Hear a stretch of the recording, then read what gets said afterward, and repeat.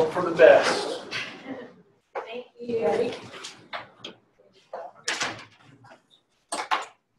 Marlene. What's that? Marlene. Oh, hi, Marlene. I'm Holly. Holly, nice to meet you. You go first. Thank you, Marlene. Welcome. Okay, you guys ready? Ready as you're gonna be? Okay. So here's what we're gonna do today. So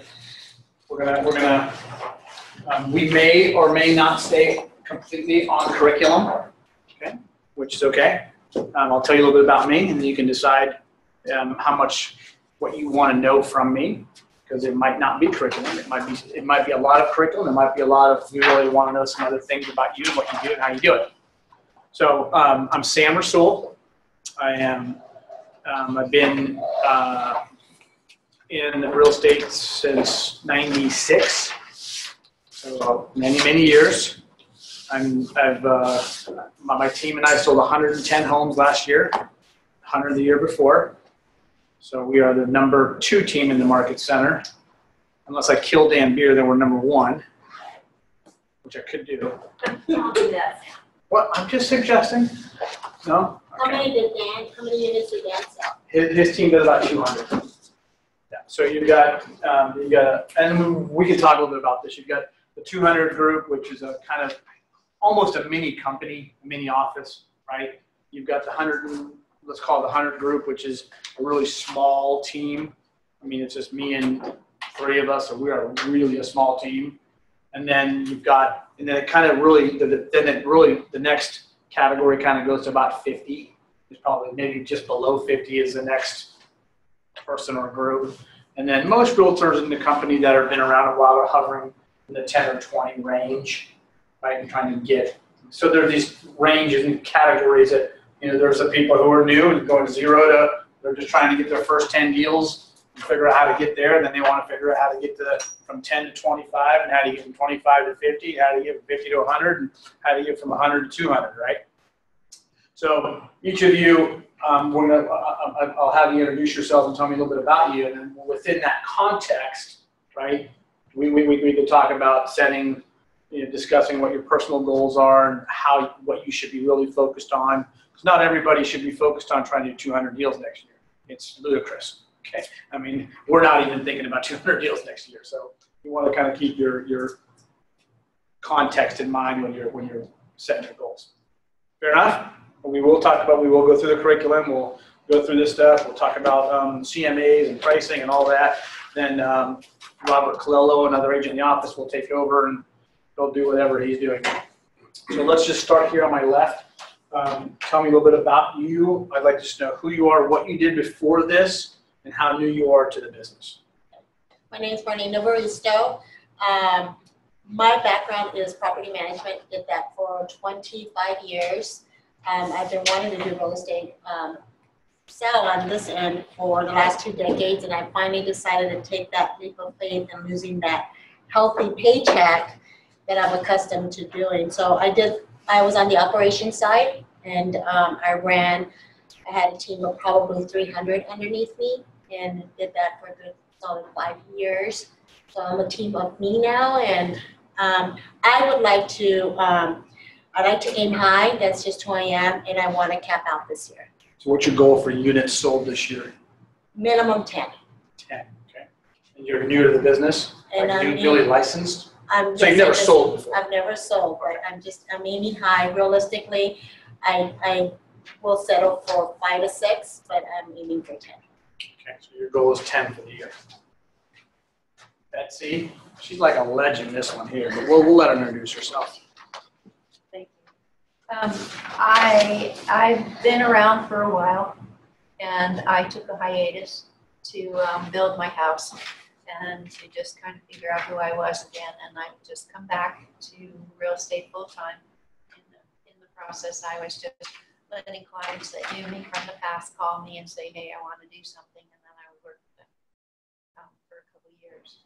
And so I changed companies. I came from Carrington, and it's my plan.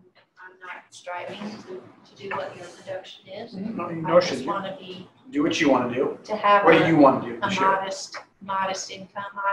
I'm aiming for 12. 12, okay. That's fair. Derek?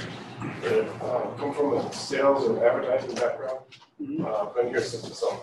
Been here since when? December. December. Okay, so you're newly licensed as well, or? Yeah, I had my license before that, but I wasn't actively pursuing the career. And what do you mean, like sales and marketing? What does that mean? I had an advertising company for about 17 years. So offices in New York, San Diego, Los Angeles, another one in North Carolina that I work with. Specialize in real estate and mortgage. I did all the retirement marketing for Morgan Stanley and Merrill Lynch, and then Morgan Stanley was another one. That was the main branch. There are a bunch of branches there, about 10,000 other clients. Okay. I got tired of running a big company. Actually, I got tired of running a company, and then I came here and found out I could start a company again. But the company called Eric. Smaller scale sounds good to me. Yeah. So I'm looking to kick back and just enjoy life more. That was a lot of work. The hardest part of running the company of Eric or the company of Sam is you've got to deal with Sam and you've got to deal with Eric. And sometimes they're the toughest. They're the toughest people to deal with. Once you get on the FTC radar, they never let you go. Looking in the mirror. So, okay. So we'll come back to Candace because she's late. So we'll make her go last, and then we'll mock and ridicule her for a little bit. But that'll be later. David, he doesn't know me yet. I've been in the financial services industry for the last 15 years. Tell me what that means. Business development and relationship management for medium to large broker dealers. I left that last March and I've been trying to figure out what I want to do going forward. So I took some time and looked into a bunch of different avenues, and then I ran into Jerry Clancy at some open houses in my neighborhood. He suggested I take a look at real estate. So I just finished my classes. I'm not licensed yet. I sent the application into the bureau and I'm waiting for my test date. So relationship management, were you procuring new clients or were you managing, or both? Yeah. Okay. So it's a long-term relationship. Absolutely. You bring them in and you just got to keep working it and working that relationship. And it's a long life cycle just to get them on board. So 6 to 18 months of staying in front of people. Much like real estate, just being there when they're ready. Okay. Great. And you just got licensed, you said? No, I'm waiting. Or you're not licensed yet? Okay.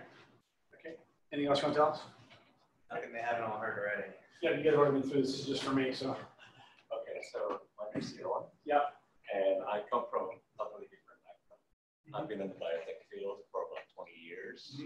And I just decided that I want to become a real estate agent. I know I can leverage more. Because you know what? I can leverage more of my time and investment into real estate. So how do you translate? So what skills are you going to transfer over into the? Yeah. Because I don't know much about biotech. So there could be plenty of overlap there, but I don't. Well, I've only done this my whole life, so I don't know.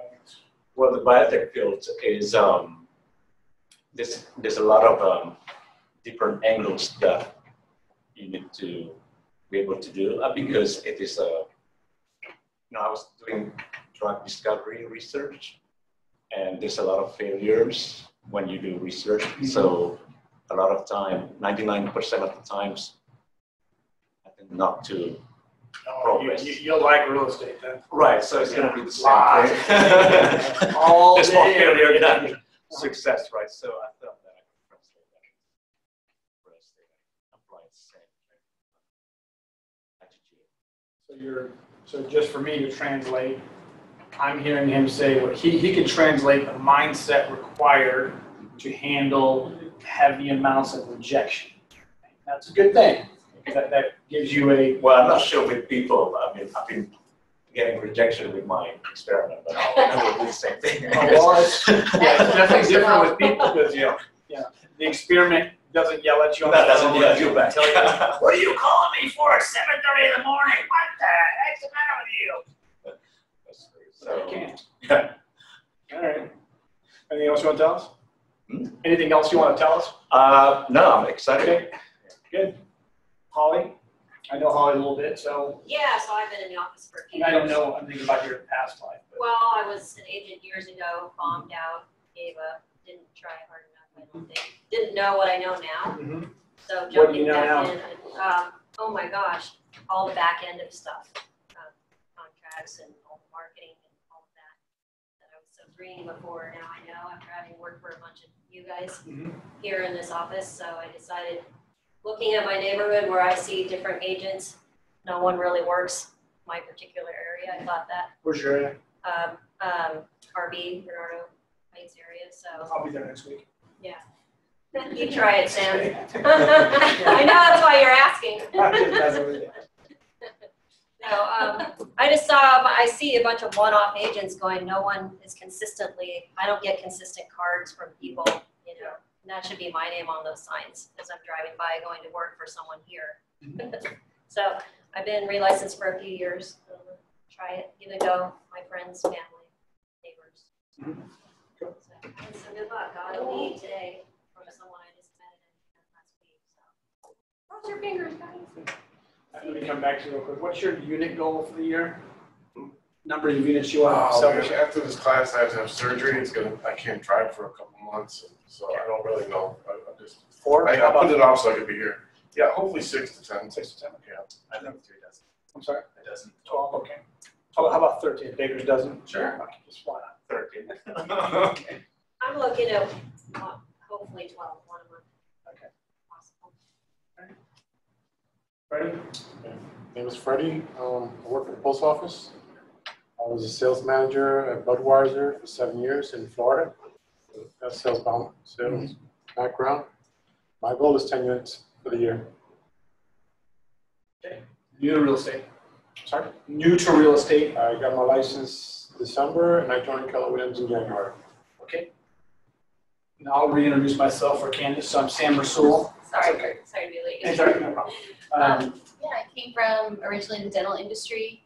I was in that for about 8 years. I was managing dental office, managing a dental and orthodontic practice while also having other specialties in there. Okay. Did that for a while. Just definitely wanted to change something that was more my hands-on.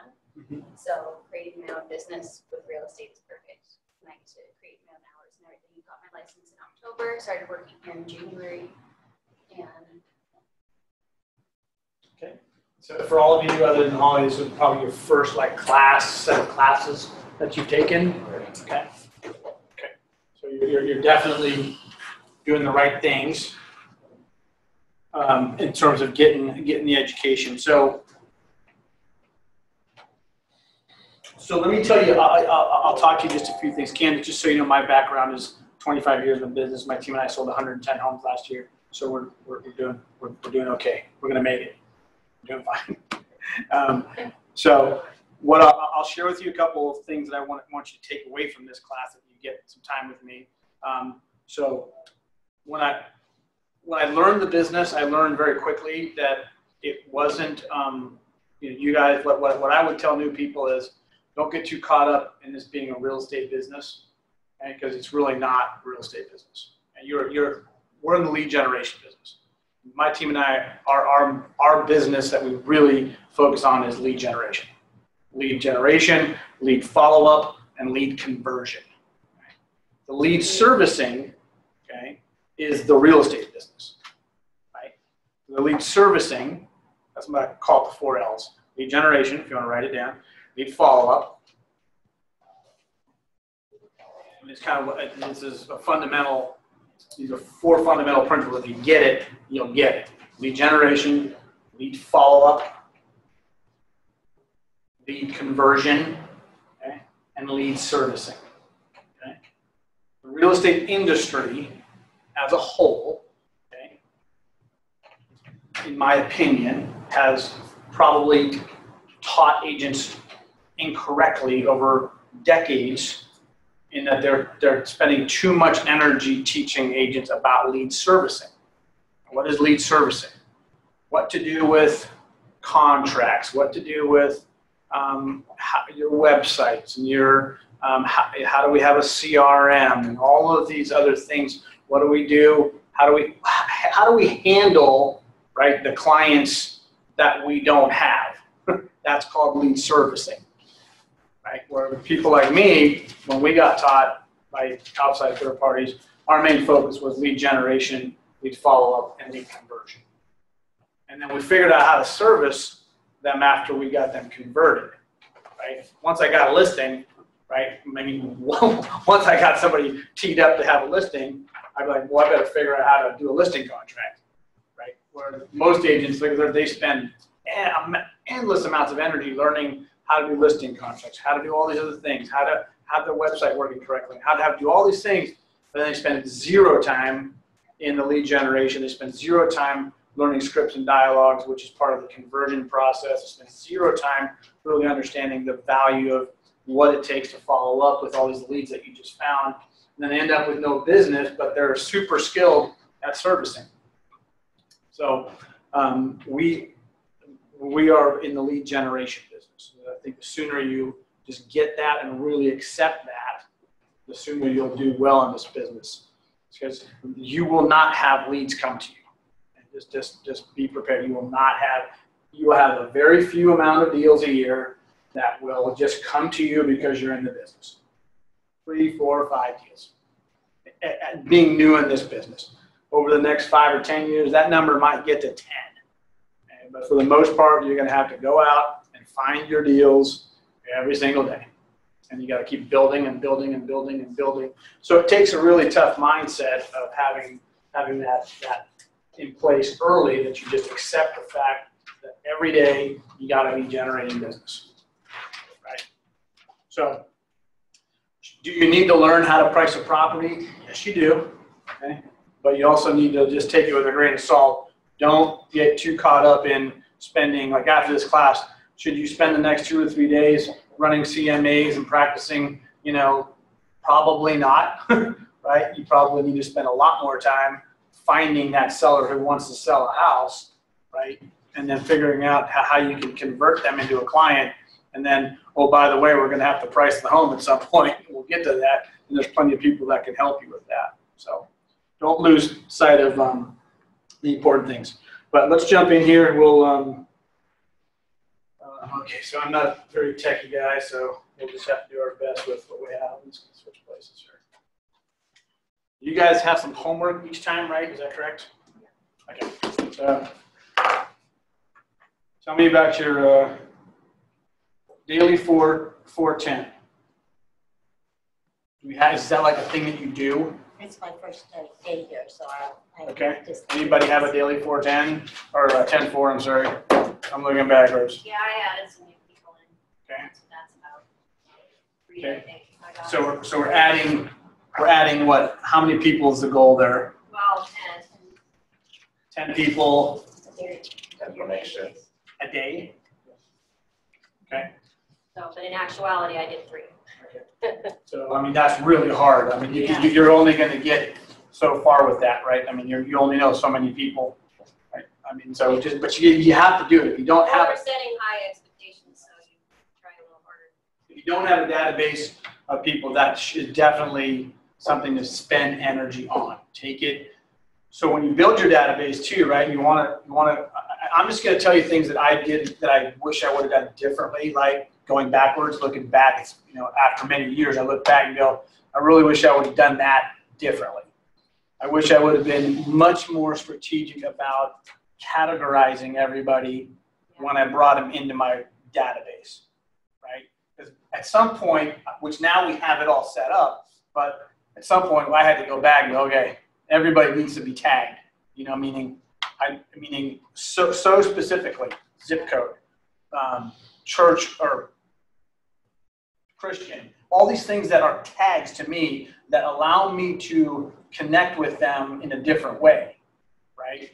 It could be close friend, not so close, loathe entirely. There's all, whatever categories you feel are important, former coworker, right? Because then your conversations are different with them, and when there's groups of them, later on you'll be able to contact them in a very specific way all at once, right? Instead of sending one big email to everybody that says, I'm a realtor, here's a recipe on how to bake a pie.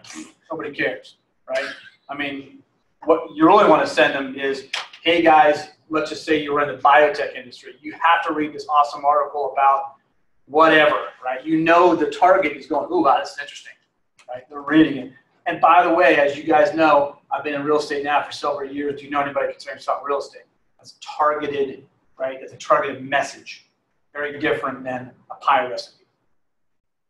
You're sending out pie recipes, sorry. Pie recipe to Susie Homemaker. What's that? Pie recipe to Susie Homemaker. Yeah, well, that's okay. I'm just being a little more. Okay, write notes on homes you've previewed and bring the class to share. All right, talk to me about your notes on homes you've previewed. Anybody preview any homes? Okay. I'm getting feeds of homes that are going up for sale. So You getting what? I'm getting feeds of homes that are going up for sale in certain areas that I'm looking for people. Okay. Seen some that are dated that need to be rehabbed, you know, freshened up. Others that are flipping awesome. Okay. That's my impression. So let me talk to this point. Here's what we'll do. As we get to these points, I'll talk to them in a way that I think is more helpful for you than just what I think is in the curriculum. So going and previewing properties. Okay? I think it's a very, very useful tool for new people. And you should be looking at every available listing in the marketplace that you are going to be working. You should be out looking at every single listing if you're licensed. Okay?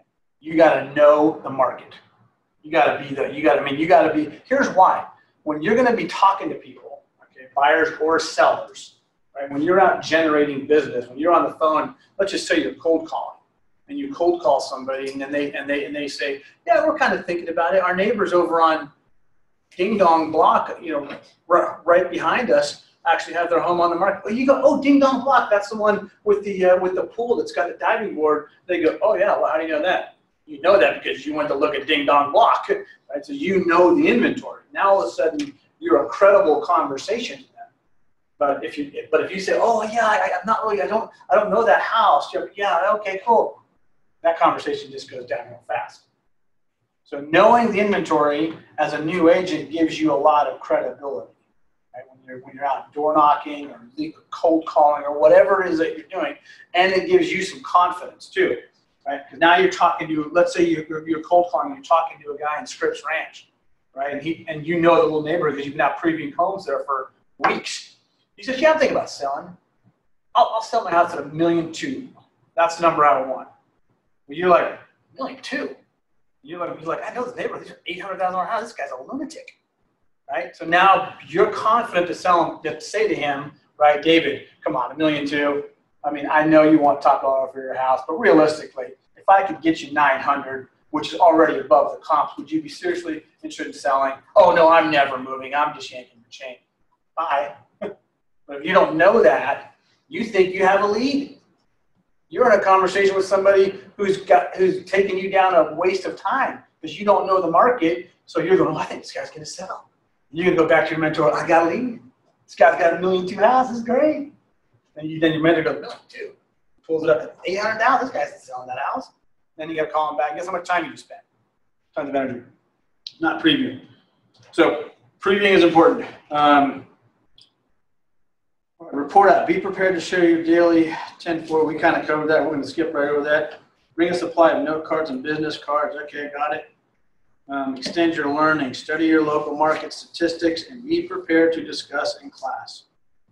Did anybody take any time to study their local stats? We did it yesterday. You did it, okay. Tell me about it. It was the same thing that you talked about in the office meeting yesterday. On the PowerPoint? Mm-hmm. Okay. So were you all here in the office meeting yesterday? Okay. Some of you were? Okay. So let's talk about it for a couple minutes here. We'll before we do this. So your product, okay. I mean, what if you were selling? Your clients were involved in what business was it? My clients were financial advisors. Financial advisors. Okay. So your relationship with them. What did they need you to know? What did you have to know to keep that relationship? What was your value to them? I had to know all about tools that are available to them in the industry that can better help serve their clients, research technologies, planning software. Okay. You were a rep that you had to be able to go to them with something of value. Say, hey man, I got this. Really, do you know about this thing? It's really going to help your clients excel better in their investment, and this is how it's going to help you. and they're like, oh yeah, this is great, this guy's on the ball, right? In our world, your product, your knowledge base is real estate. Your knowledge base is having a really defined, clear understanding of where the market was, where the market is, where the market's going on a macro level, and also on a super micro level, okay? I was at a listing appointment last night, and I'm going through the comps with these people, and not only am I telling them, I mean, it's all in their neighborhood, right? And I'm going through the comps, I'm like, now this is the one on blah, blah, blah street. I said, now these people were going through a divorce, and when they sold it, I know that they had some roof issues with the house, and I actually had a buyer. So every comp was super specific, right? They're going, wow, this guy really knows his market. He really knows his stuff, right? That's because I'm involved, I'm out there, I'm previewing, I know it. And even if you're just enough previewing, you're going to have a lot more to share with people than not. The statistics piece of it are important. You got to know at any given time, you need to be prepared to have a conversation with somebody when they say, how's the inventory? Right? Well, it's fine to say, okay, well, it's a low inventory environment. But if someone asks me, okay, hey, Sam, how's the inventory in Carmel Mountain Ranch? I say, well, currently there's one active home for sale in Carmel Mountain Ranch. It's on Eastbourne. It's a 4-bedroom, 2-bath. It's 1,800 square feet. Really nice property. The issue why it's not selling is it sits on the T of Highland Ranch and but whatever, right? And they're just going, holy cow, I just want to know how the market was. Right? They're going, this guy knows his market. That's very different than saying it's a low inventory environment. All of a sudden, okay, my conversion, right, the conversion, guess how easy it is for me to convert now? Sign right here. Yeah, I don't have to do a whole lot of selling now because now they're aware of my knowledge base. So what you can do is what you might not have the stats that I have, but you can certainly have the knowledge. The knowledge is free. It's all out there. Everybody can have the exact same amount of knowledge to the market as anybody else has, if they choose to. And that's the only thing you got going for you as new agents is you just got to know the market better than anybody else. And you got to know what's going on, who's for sale, when did they sell, why did they sell, what's coming soon, right? I mean, get on Zillow, look at the coming soons in the market. Again, when you're having these conversations with people, you'll really impress them when you say, to a buyer, you go, oh, you know what, I know about a house coming on the market over in Westwood that, I know the agent over there. How do you know? Because you just did a little homework. You're going to seem very credible to them. Make sense? Any questions on that? I have a quick question. Go ahead. I don't have access to any of Keller Williams' tools or technology outside of this book and some of you guys. Yep. But I obviously Zillow, Realtor.com. Yep. Is there information that I can get from those that I would need in order to get a better feel for the area? Eventually, you're going to need MLS access. That's going to give you the best. But what area do you think you're going to be working?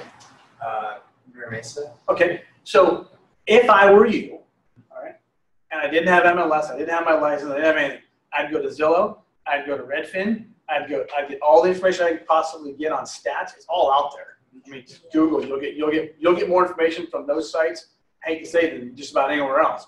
Then I can't go preview these homes. I'd start looking at I'd go drive by every available property in Mira Mesa. I'd make notes on them. I'd also go drive by every single sold property in the last, let's just say 6 months, right?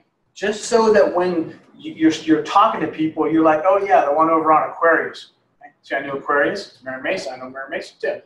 Oh yeah, that's the one with the green trim around the windows. You're talking to a neighbor and you say green trim around the windows. It's detail. That's detail. You got them. They're like, wow, this guy knows his stuff. They're not even going to ask you how many homes you've sold.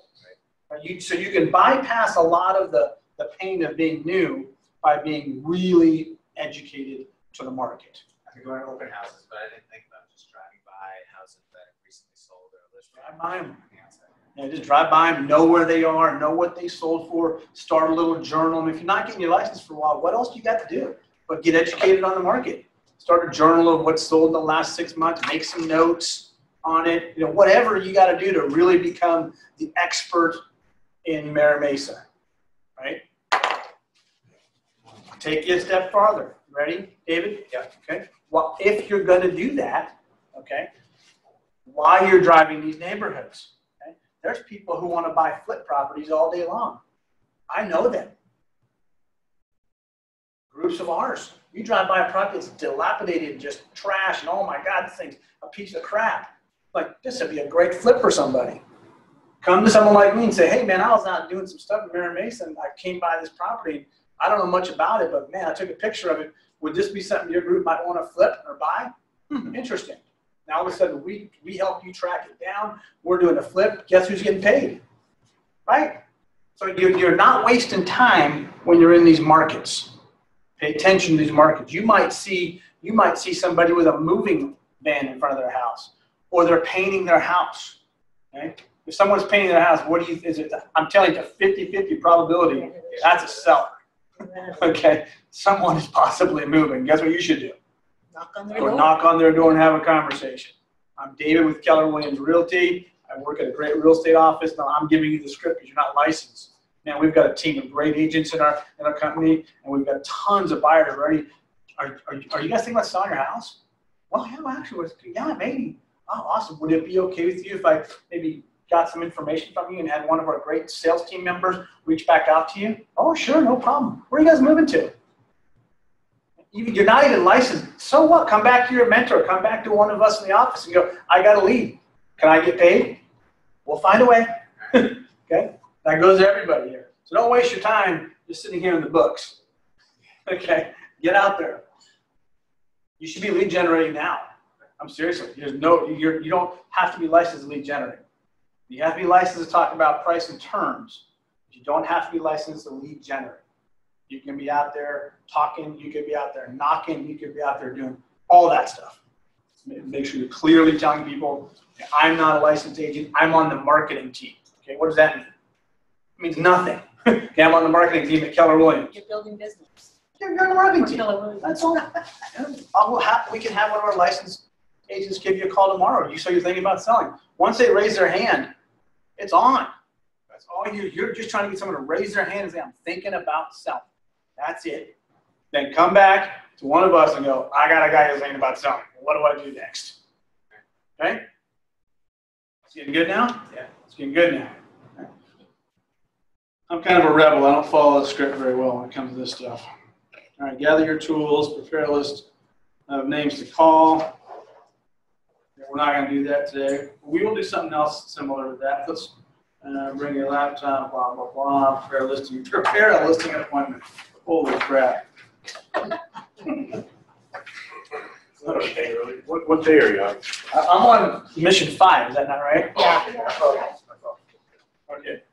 Yeah, I'm just looking at that going, okay, so prepare a listing appointment. All right, so let's have a realistic talk. Anybody in this room other than me and maybe Betsy, maybe Holly, prepared to go on a listing appointment today, tomorrow, next week, the week after? No chance. Okay? I mean, it would be like asking a dentist in dentist school, are you good for a root canal tomorrow? I mean, just no big deal. Here's the thing. You can just follow the steps. You got this, right? Yeah, you got it, right? You're in? You'd be like, whoa, hold on a second. I'm not doing a root canal. Maybe I better take somebody with me that knows how to do a root canal. Okay? So my suggestion here is, yes, you should be practicing the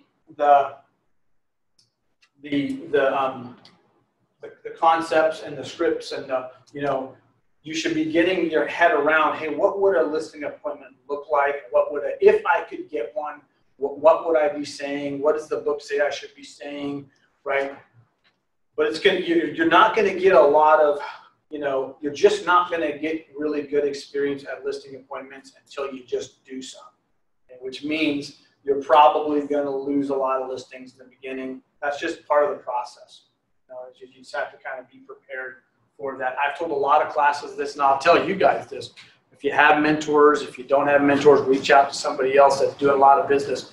Do not be foolish enough to spend the energy to get a really good lead, get an appointment, and then say, I got this. Because you're about to watch $15,000 walk out the door because you don't got this in most cases. Unless it's someone you know and you're certain you're going to get this deal, right? Be careful. You're better off bringing somebody in, a mentor or somebody else from the office and saying, hey, look, I don't think I got this, but can we figure out some sort of split for a partnership here? And you get to learn from it, right?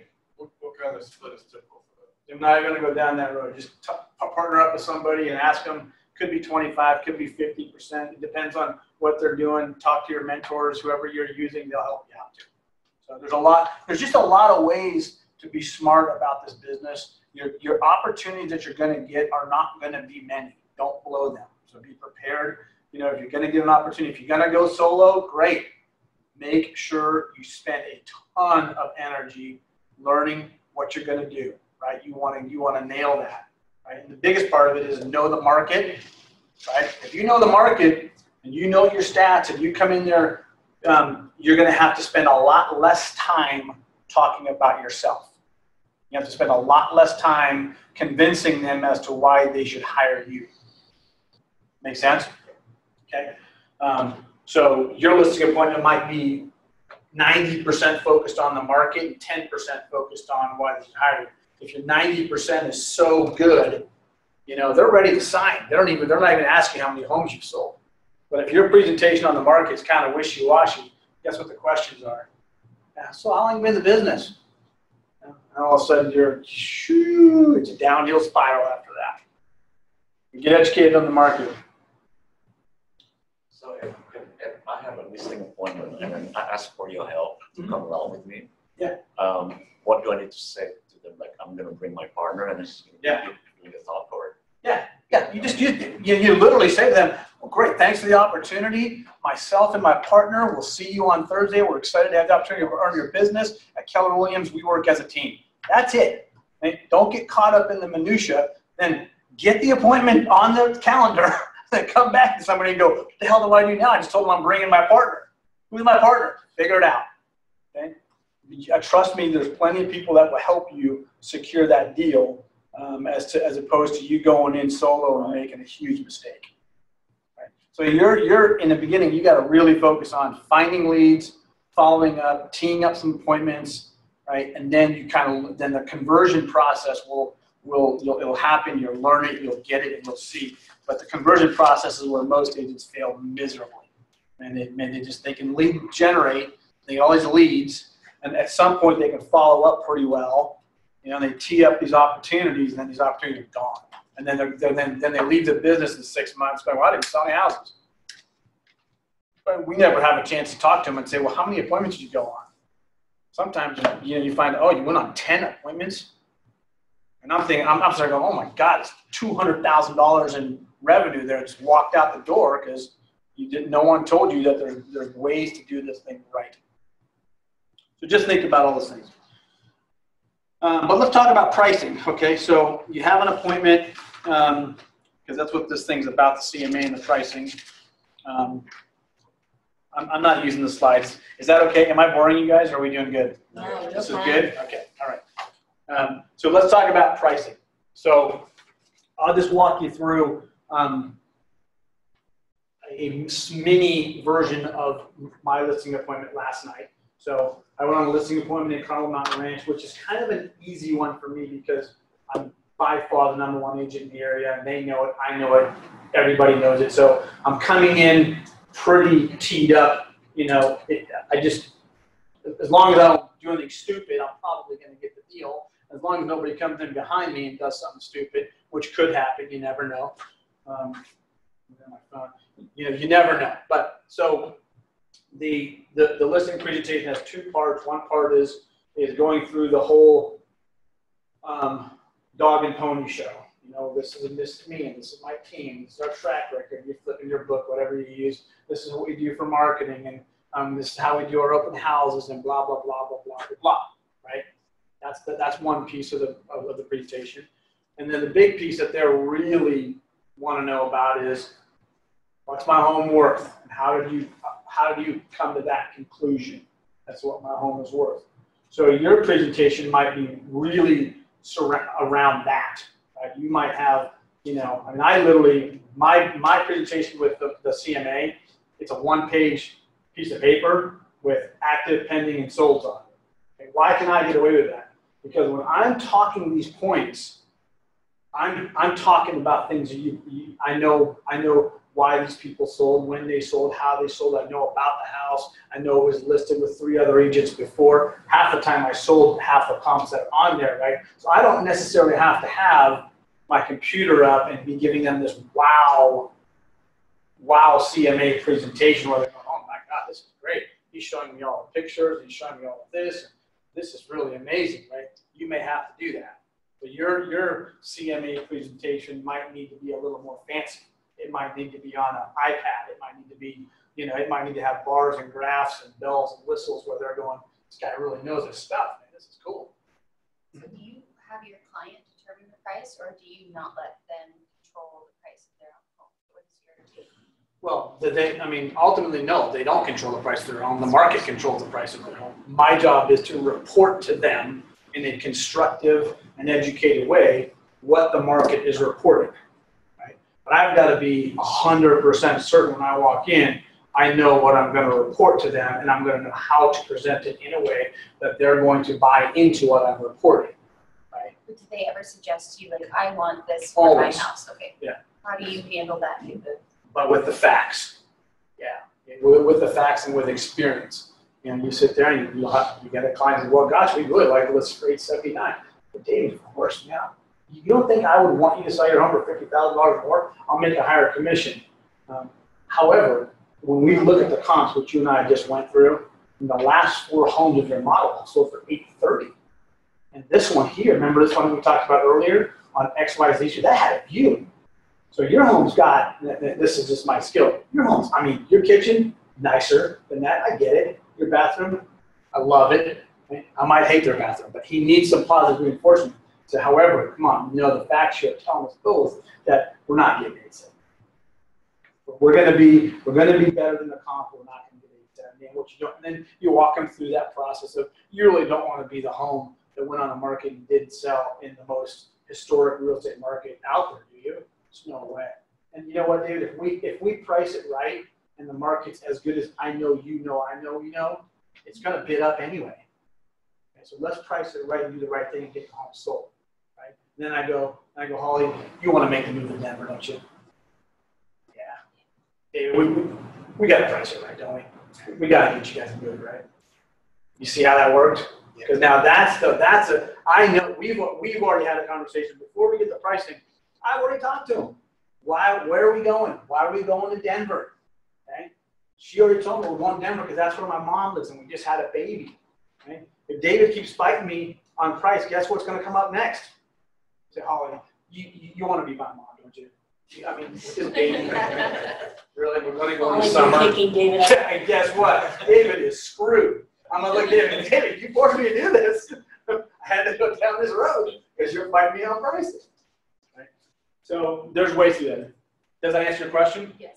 Okay, so the key to the presentation is facts, facts, facts, facts. You've got to know your market. Okay? If you guys go on a presentation, I don't have to do this, but you have to. You have to go preview every single active home that's on the market that they already know about. They already know the facts. They've already been to 4 or 5 open houses. They've already been on Zillow. They know exactly what Zillow says their home is worth. They're having you in to confirm or deny what they already believe. Okay? If they believe correctly, then your job is to confirm it. Okay? If they believe incorrectly, then your job is to factually direct them back on the course. And the only way you can do that is when she says to you, oh, we went to the open house on Brewster Court last week, and we think our house is better. And I say, well, yeah, but that was a 4-bedroom. And that 4th bedroom had the big walk-in closet, and then all of a sudden, okay, forget about that one, right? Because they're going to want to tell you everything. They're pitching you, man. They're giving you their story as to why their home is worth what they think it is. And you can't sit there and go, oh, yeah, okay, yep, sure, no problem. It's worth what it's worth. Yep, we'll take it. It's basically just really knowing how to overcome all the objections. Mm-hmm. And it's all by knowledge. It's all by knowledge. Know the product better than they know it themselves. You got to know the product better than they know. You cannot have a seller know something about the market. The second they say to you, oh yeah, but you know the home that you're talking about on a ranch house, right? That's not on the golf course. And when you just said, oh, this is one on the golf course, they're like, nah, that's not on the golf course. They've already been there, dude. They already know. You're done. It's over. Right? You got to know that house. Right? So you're going in with your CMA. There's 5 active properties. I'm telling you, go look at every single one of them. If you can't get a showing for them, get on the computer, get on Google Earth, get in there, call every listing agent, right? Call listing agents on those properties. Be informed. You know, sometimes just being able to sit there in front of a seller, right? And they say, well, the home over on Carmel Ridge, it's been on the market for like 12 days. I wonder if they've got any action on that. Well, just so actually, David, I talked to the listing agent today. They've got 2 offers on it now, and they're going to be selling it above the range. So I already know that. I did my homework on that for you. They'd be like, nice, this guy's on the ball. Right? Nobody does that. They just walk in and go, oh, I don't know, I wonder why it doesn't sold. Come on, man. Pending properties, same thing. Call the agents that have the homes pending. Ask them, how many offers did you get? And they'll say, well, why? You say, well, I've got a friend in the neighborhood, one of my friends from college. His mom's thinking about selling a house. I don't think they're gonna. Don't give a lot of information. You know, we're helping them comp out the house. Right? Well, you know, we had 4 offers. We're well in our range. Cool, thanks. Now you go in and your talking point is, you know, this home on XYZ Street. I know they actually had 4 offers on it. I talked to the agent about that. You're just credible, super credible. Ollie, how am I doing? When you call the agent, Mm-hmm. do you actually present yourself as an agent? Yeah, oh yeah. Just tell them, Sam, Keller Williams Realty, I'm doing some homework on the market. You can tell I'm working with some buyers. You know, I'm not lying. I mean, maybe you have a buyer. Have some buyers looking in the area. I'm just trying to get a handle. How's this? I'm new to the market. I'm new to real estate. I'm just trying to get a handle on the market. I've got some buyers looking around Rancho Bernardo. I just want to make sure, you know, before we make offers, I'm doing my homework. I see your home sold pretty quickly. Did you guys have multiple offers? What can you tell me? Sometimes they'll say, well, I can't tell you anything. I mean, I can tell you we're pending. Most of the time, they just squeal like pigs. Oh, yeah, we had 12 offers. They went, we got $895 for it. And oh, my gosh, we're so excited. And, wow, it's all cash. Cool, thanks. I go back and show my new seller how educated I am on the market. Good? All right. I really feel like I've digressed from the syllabus. Just relax. Trust me, you got more out of this than No, it's than good. the syllabus. Make it happen. Pricing. We talked about it all. Get your head in the game. Pricing has a large mindset component, both to you and your seller. I'm on page 10. Okay. Let's talk about the mindset component. What's the best way to have a great mindset when you walk in and talk about pricing at home? Anyone? Be absolutely certain that you know that price and you are ready to bet your life on it. How would you know that? Doing your homework. Doing your homework. I mean, last night I told these people $829, and she was like, "Are you sure we're going over 800,000?" I said, "I am 100% sure you're going over 800,000. 100%." She's like, "Well, why?" I said, I'm like, Kim, I said, the home over here on this street, I sold it. I said, that sold for $795. It's 2 blocks away from yours. I know that house that just sold in December. I sold it. It's a 3-bedroom. So if that's $795, you're a 4-bedroom with a better location. It's a no-brainer for me. And the market's better than it was a month ago. She's like, yeah, okay. She just needed me to convince her. Now, I'm back in the olden days, okay, we weren't convincing people that their homes are worth more than they are now. Okay, back in the olden days, it was the opposite. I mean, when you're in a bad real estate market, which is potential can come again, now you've got sellers. You know, you've got to be trying to tell them, no, there's no way we're going above 800,000. That's a much harder discussion. They're like, well, what do you mean? Our neighbors down the street, they got 810. Why can't we get 810? And then you got to know why did they get 810? Why are they not going to get 810? What's happening in the market in the macro picture? What's happened where they can go, yeah, I get it. Those are the facts, right? But then sometimes facts don't work. And we have to go back to Holly moving to Denver because she's pregnant and she's got to be with mom, right? Because David's being a total jerk and he wants to overprice the house. So I got to go back and say, right, that's the emotional piece of sales that you got to get really good at, that us who do a lot of sales, we're really good at. So we're good at that because we uncover things, right? In our conversations that we're having with people, we're not just, I'm not a people person. I don't even like people. Everybody knows that about me. When I'm asking people, oh, where are you going? I don't care where you're going.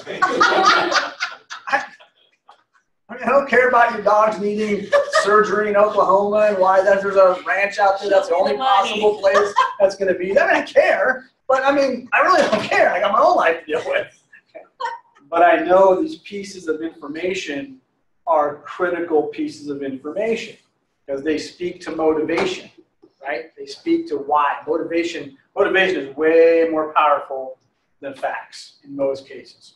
Why someone is doing something is way more powerful than just showing them facts. Also, because your sellers have aspects of those things that are different personalities that you're appealing to. Yeah, you bet. So let's talk about that for a second. Okay, so all of you have certain personality types. You've got your, high C's and D's and whatever.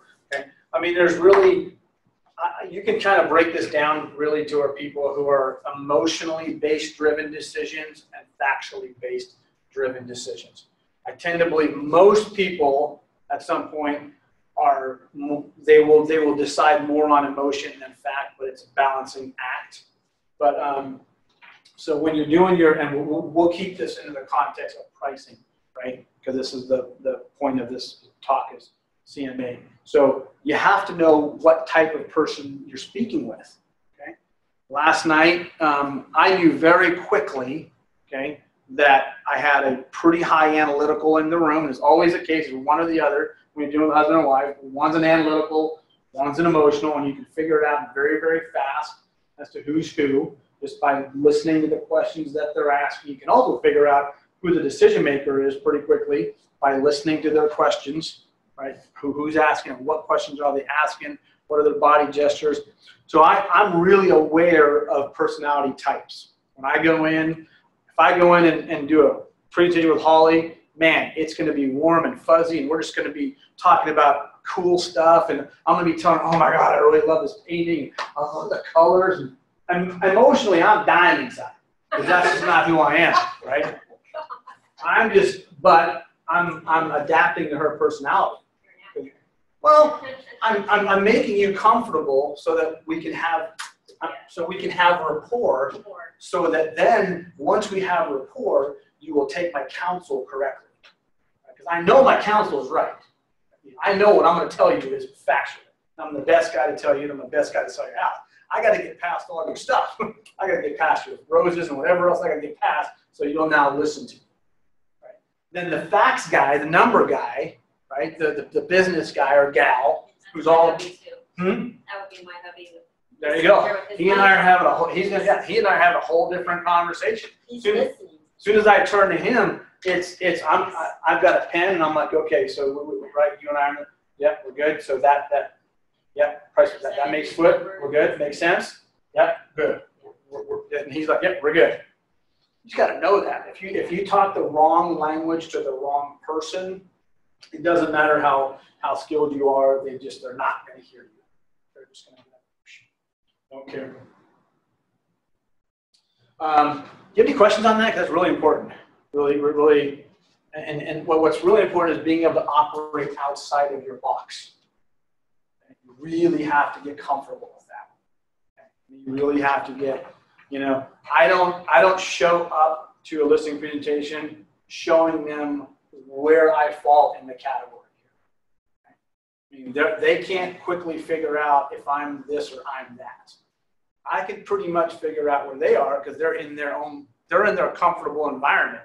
I mean, I walk in and, you know, Betsy has her colored necklace on, and guess what I know about Betsy?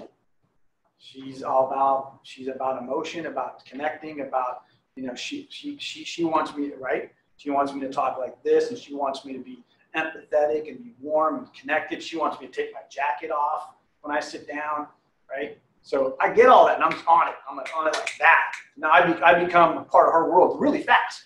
I don't expect her to become part of my world. I don't say, oh crap, I want you to zip that jacket up, get these colors off. I can't operate like this. I need you to be, you know, rigid. It doesn't work like that.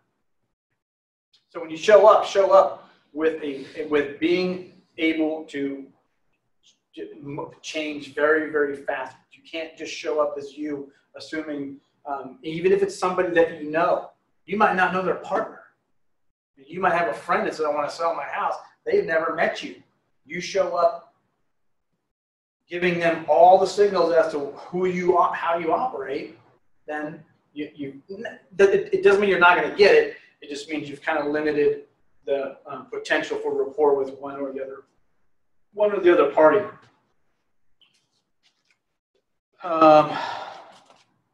Local market condition, pricing strategy.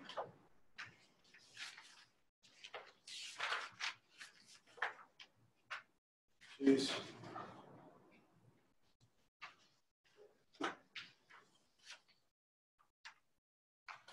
Yeah, they're talking about all the same stuff. Question on Yeah, go ahead. is when you're creating a CMA, and let's say you don't have anything pending on the market and nothing is on the market in that area, how do you create it? I mean, obviously you would go back further, but like you don't really want to go back too far. How do you create a good quality CMA that truly backs you up with your data? Well, you're probably not going to have I mean, I can't remember a time where I've done a market evaluation where there's not been one active property or one pending property. How far do you put your radius out? 6 months, and the radius is really more geographical. Meaning, if I'm talking to a person in Scripps Ranch, well, there's a difference between, you know, old Scripps and new Scripps. There's a difference between Stonebridge Scripps and South Scripps. You got to know all those things. You can't walk in with comps somebody in old Scripps, right? And you're showing them just because it's a 4,000 square foot home and a 4,000 square foot home. You start talking to this house, you lost them because they're going to be, that's over in Stonebridge. You're thinking, well, what does that matter? It's Scripps. It's Scripps Ranch, same zip code, same size house. They're kind of similar. It matters a lot. So they're micro. So to answer your question, I don't think you'll come across that. Then if you do, you just got to focus on the solds. There's always going to be solds, right? Then the talking point is, well, let me tell you about the market. In all of South Scripps right now, Candace, there's not a single home available. Not one. Not even a pending. You know what that means for us? We're going to kill it. We're going to get you top dollar. Let me show you the last 4 or 5 sales, and let me show you why I'm confident we're going to get 5% above those sales. Okay, cool. And they're past that conversation. They're like, really, there's no homes available? You better be sure. Because if you say that, and they go, wait a minute, what about the one over on blah, blah, blah street? We saw the sign. What if it's not an MLS? They saw the sign. Guess what you didn't do? You didn't drive the neighborhood, right? Now you're going, that might not be on it's not on MLS. Yeah, well, that's not on the market. Yeah, but it's for sale, right? But what if you said, oh, yeah, you mean actually, I have the printout on it from the tax record. I've actually called the agent. They haven't called me back yet, so I think it's a pre-market home. But as soon as I have the data on it, I'll let you know. You're good. Can we preview a house that's in escrow? Not usually. We don't catch it in time, like it goes, because they go so fast sometimes. Yeah, not usually. Sometimes you get lucky. I mean, if you know the listing agent or it's vacant, you know, you might be able to, you know, get in there and take a peek at it. If not, get online, look at it, Google Earth it, go drive by it. And if you look at all the photos and you've driven by it and you've been to the property, you probably have enough talking points that you're fine. You know, you can say, yeah, I've studied. You got to use your language correctly. Oh yeah, I've studied that property. Yeah, that's the one on the corner, which tells them I've been there, right? You say, oh yeah, that's the one that's got the view off the back. You're overlooking the lake. Yep. As far as they know, you've been to the property, I didn't say I went to the home. I said I studied the property. Okay. Well, I mean, I'm kind of done with CMA. Let's talk about anything you want to talk about for a few minutes until. Well, if you're a new, let's say I get a listing appointment, I'm a newbie and no one can go with me. So am I just kind of following along with what I have printed out and go, okay, now we're going to talk about, like just kind of go along with the format of the CMA you've handed to them anyway. And that's what I'm thinking I would do. Yeah, you're gonna Elaborate. Yeah, you're gonna talk. It depends on what's your style. I don't know. Are you gonna go on a laptop? Are you gonna just do a printout? Are you gonna? I don't know. You're gonna have your own version of it, but ultimately you're talking to them about actives, pending, and sold for the last 6 months. Let's talk about that. Let's talk about the average sale price in the area, what's sold, the averages, and let's talk about the big picture of the market. I usually start with, when you're talking about CMA, I usually start with, let's talk about, first let's start with a big picture understanding of where the market was, where it is, and where I think it's going. And then we'll talk about San Diego, we'll talk about Rancho Bernardo and your neighborhood. And I'll just quickly kind of go through that. The big picture is, when the market has been on a tear for the last 3 years. Housing, homes have been selling record prices around the country. We've mostly recovered since the crash of 2007. The market's really doing great. Interest rates are still low. That's the macro picture. San Diego is even better because, we don't have a lot of property and everybody wants to live here. Things are really good to be a home seller. Then you kind of work your way down. Then when you get to their neighborhood and they say, now, as far as Westwood's concerned, let's take a look and see what's going on in Westwood. And I say there are currently 4 active properties. I talk about a couple of them. So you just go down that list. Yep. Talk about a couple of the pendings. Talk about the averages. At some point, you're going to have to kind of get to the. I guess that's good to have your laptop then. You can actually bring it up on the MLS and show them the picture and stuff. Yep. I'll always save the search. I'll have my computer. Sometimes I'll get someone that says, "Oh, can we look at that one?" Well, sure, no problem. I'll pull up my computer. I don't do that unless they want it or they, I feel like they're not buying into what I'm saying, but that doesn't happen very often for me. So. How long are your listing appointments? Usually, obviously, depending on each person that you speak with, but on average, do you have kind of a time limit where you're like, they're not serious, I'm just done, I'll want to complete it if they're really into it? What's your time frame after their house? Okay, so your question had a couple of loaded pieces to it, which you probably didn't even know that you had. Yeah. So one piece was, how do I know that they're serious and should I just leave? I'll never show up at a property for the most part without knowing already that these are sellers, where they're going, why they're going, when they're going. I might still go to a property with a guy telling me, "Oh, I'm 6 months out, but I just want you to come and look at my house." It's a different presentation. Okay, but for the most part, I show up with knowing there's in my mind, I want to walk out with a listed contract that night. Not always, but I want to walk out with that night or walk out knowing I've got it. Your listing presentation, in my opinion, should be about an hour. I think if you go past an hour, just think of it for your own personal life. Do you want anybody in your home for more than an hour talking about anything? No. You're just going to lose your mind if someone's at your house for more than an hour. So I think an hour tops. It's Robert. I'll be done in a couple minutes. It's all yours, buddy. Okay. Just about an hour, give or take. You're going to go through the house. You're going to look at the property. You're going to talk about why you're going through the property, right? You've already kind of got. When I walk into a house, I already kind of know what I think the price needs to be. I've already got a number in my mind. As I'm going to the property, I'm evaluating whether I'm right or wrong. And in my mind, I'm tailoring my discussion now. I'm retweaking the things I'm going to say. What if I walk in and go, "Oh my God, this place is, I got to burn my clothes after this. It's terrible." I walked in thinking it's $850. Now I'm thinking it's, $775. It's a whole different conversation. Right? So now when I'm walking through the house, I might be planting some seeds so that by the time we sit down and have the discussion at the table, I've already started this discussion of, of, well, God, this is really great. I really love, your kitchen. The home down the street had the same layout. They had all the granite and the updated kitchen. So, we might not get quite as much as they got. That's all I'm going to say, right?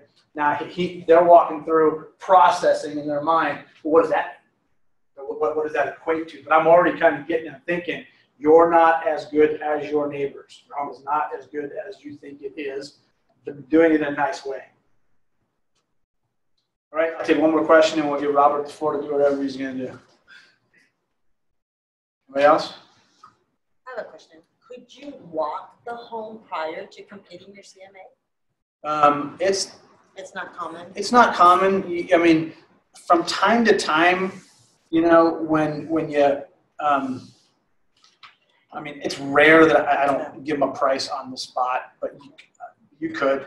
You could, if it was really unique. Let's say it was just it was such a unique house that special circumstance, and you got there and it's kind of a crazy deal. There's only 4 homes like it in the county. You might tell them, hey, look, I'm going to need a second visit with you because after I see your home today, I'm going to actually go look at the properties I think are comparable because I don't know what's comparable right now until I've seen your home. So I'd like to come back right after I've seen those homes, but I probably That's a rare occasion. It's very rare. Hey Sam, do you ever send a free listing prior to? You just go in with a CMA and that's it. Well, I mean, I had a listing presentation like Dog and Pony Show. I don't send it in advance. You don't send it in ahead of the visit. I don't. I mean, some people think it's a tool. Yeah, we're hearing different versions. I just look at it like this. In my opinion, I'm giving them something to say no to. Okay? And you're also assuming that you're going to get the listing. It's an assumption. Well, no, the pre-listing package doesn't assume that. It just says, hey, I want to tell you about myself without being there. Sorry.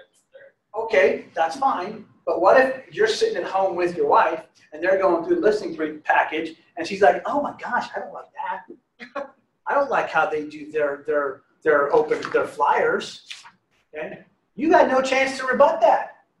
You had no chance to, oh, no. That's just a sample. We actually, we can actually tweak these markets any way you want them. It doesn't have to be like this. That's dangerous because you're setting yourself up. You're assuming they're going to see your package and go, oh, this is perfect. When this guy walks in, we just want to sign him. Heck no, I don't like it. That's my opinion. That's it. Robert Colello. He's fabulous. He dresses way better than I do. His wife is more fabulous. All right, well, I am fabulous. Sam, are you done being fabulous up there? I'm done. All right. Okay. Do you have what you're doing? Yeah, I do it a little different. Do whatever you're gonna do. Come on now. Have fun. You guys good? Thanks, Sam. Okay. I'm gonna leave the book here. Can you give this back? I'm going to be like the therapist after your parents get divorced and they'll put all the mess back together after Sam leaves. He's assuming I wrecked you. Just joking. That was nice. He's confusing everybody. Do I bring a packet or don't I bring a packet, right? So my name's Robert Colello. I've been with the Mark Center for 5 years. No. I didn't know I was here for 5 years until I got the award the other day for being there for 5 years. If anybody knows me around the office, I usually keep my head in the office. I don't come out much, but I'm on the phone a lot and doing business and call my clients and pretty active like that. But I do like to have opportunities to share and give back when I can. And when asked me to train Ignite, I always say yes. I've been in business for 12 years. Started my business out in Miami Beach, Florida. First home I ever sold was a licensed real estate agent's home, a high-end agent doing rental property. See, in Florida, you can make a living, $2,000, $3,000, $4,000 a rental property because they pay you 10% of the rental contract for the year or 1 month's rent. Here, they pay you like $50, so good luck on that one, right? Moved to New York and started a real estate business there. We came in 2006, and then in 2007, right at the height of the market about to collapse, I landed here in April. And the market literally plummeted right before my eyes with my 3 kids and my beautiful pregnant wife, and started my real estate career about 1.25 years into the business here in San Diego, California. So I started out calling for sale by owners and expired. So I love, pricing and CMAs and that stuff because That's the key to the success. You know, the devil's in the details, and that's the key to the success. So one of the things I like to do when I start out is read a quote, an inspirational quote to you guys. So I've had this quote book since I was 21 years old. Yeah, I've had it for a while, and I love it. And it's just full of one-liners. And one of my favorite quotes says, "We must have the courage to bet on our dreams and take the calculated risks and leave behind the internal forces that hold us down." And I think everybody here, you know, has taken some calculated risks in their life to get to where you are. How many people had a job before real estate?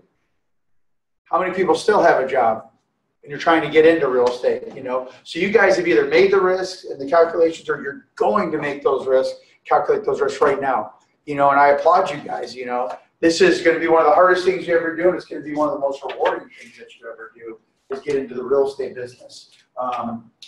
You can make it and you can do it, but you got to put some good stuff in. If anybody has taken my class before, I don't follow precisely. I'm not going to do the slides. You don't have to do any interaction as far as, you know, make calls right now. We're not going to do any of that. We're going to interact, and I'm going to, you know, conversate, and I'm going to try to be as informative as possible. But what I'm trying to do is prepare you guys to, when you do get into action, you're able to make the right actions to get the right results. Is that fair enough?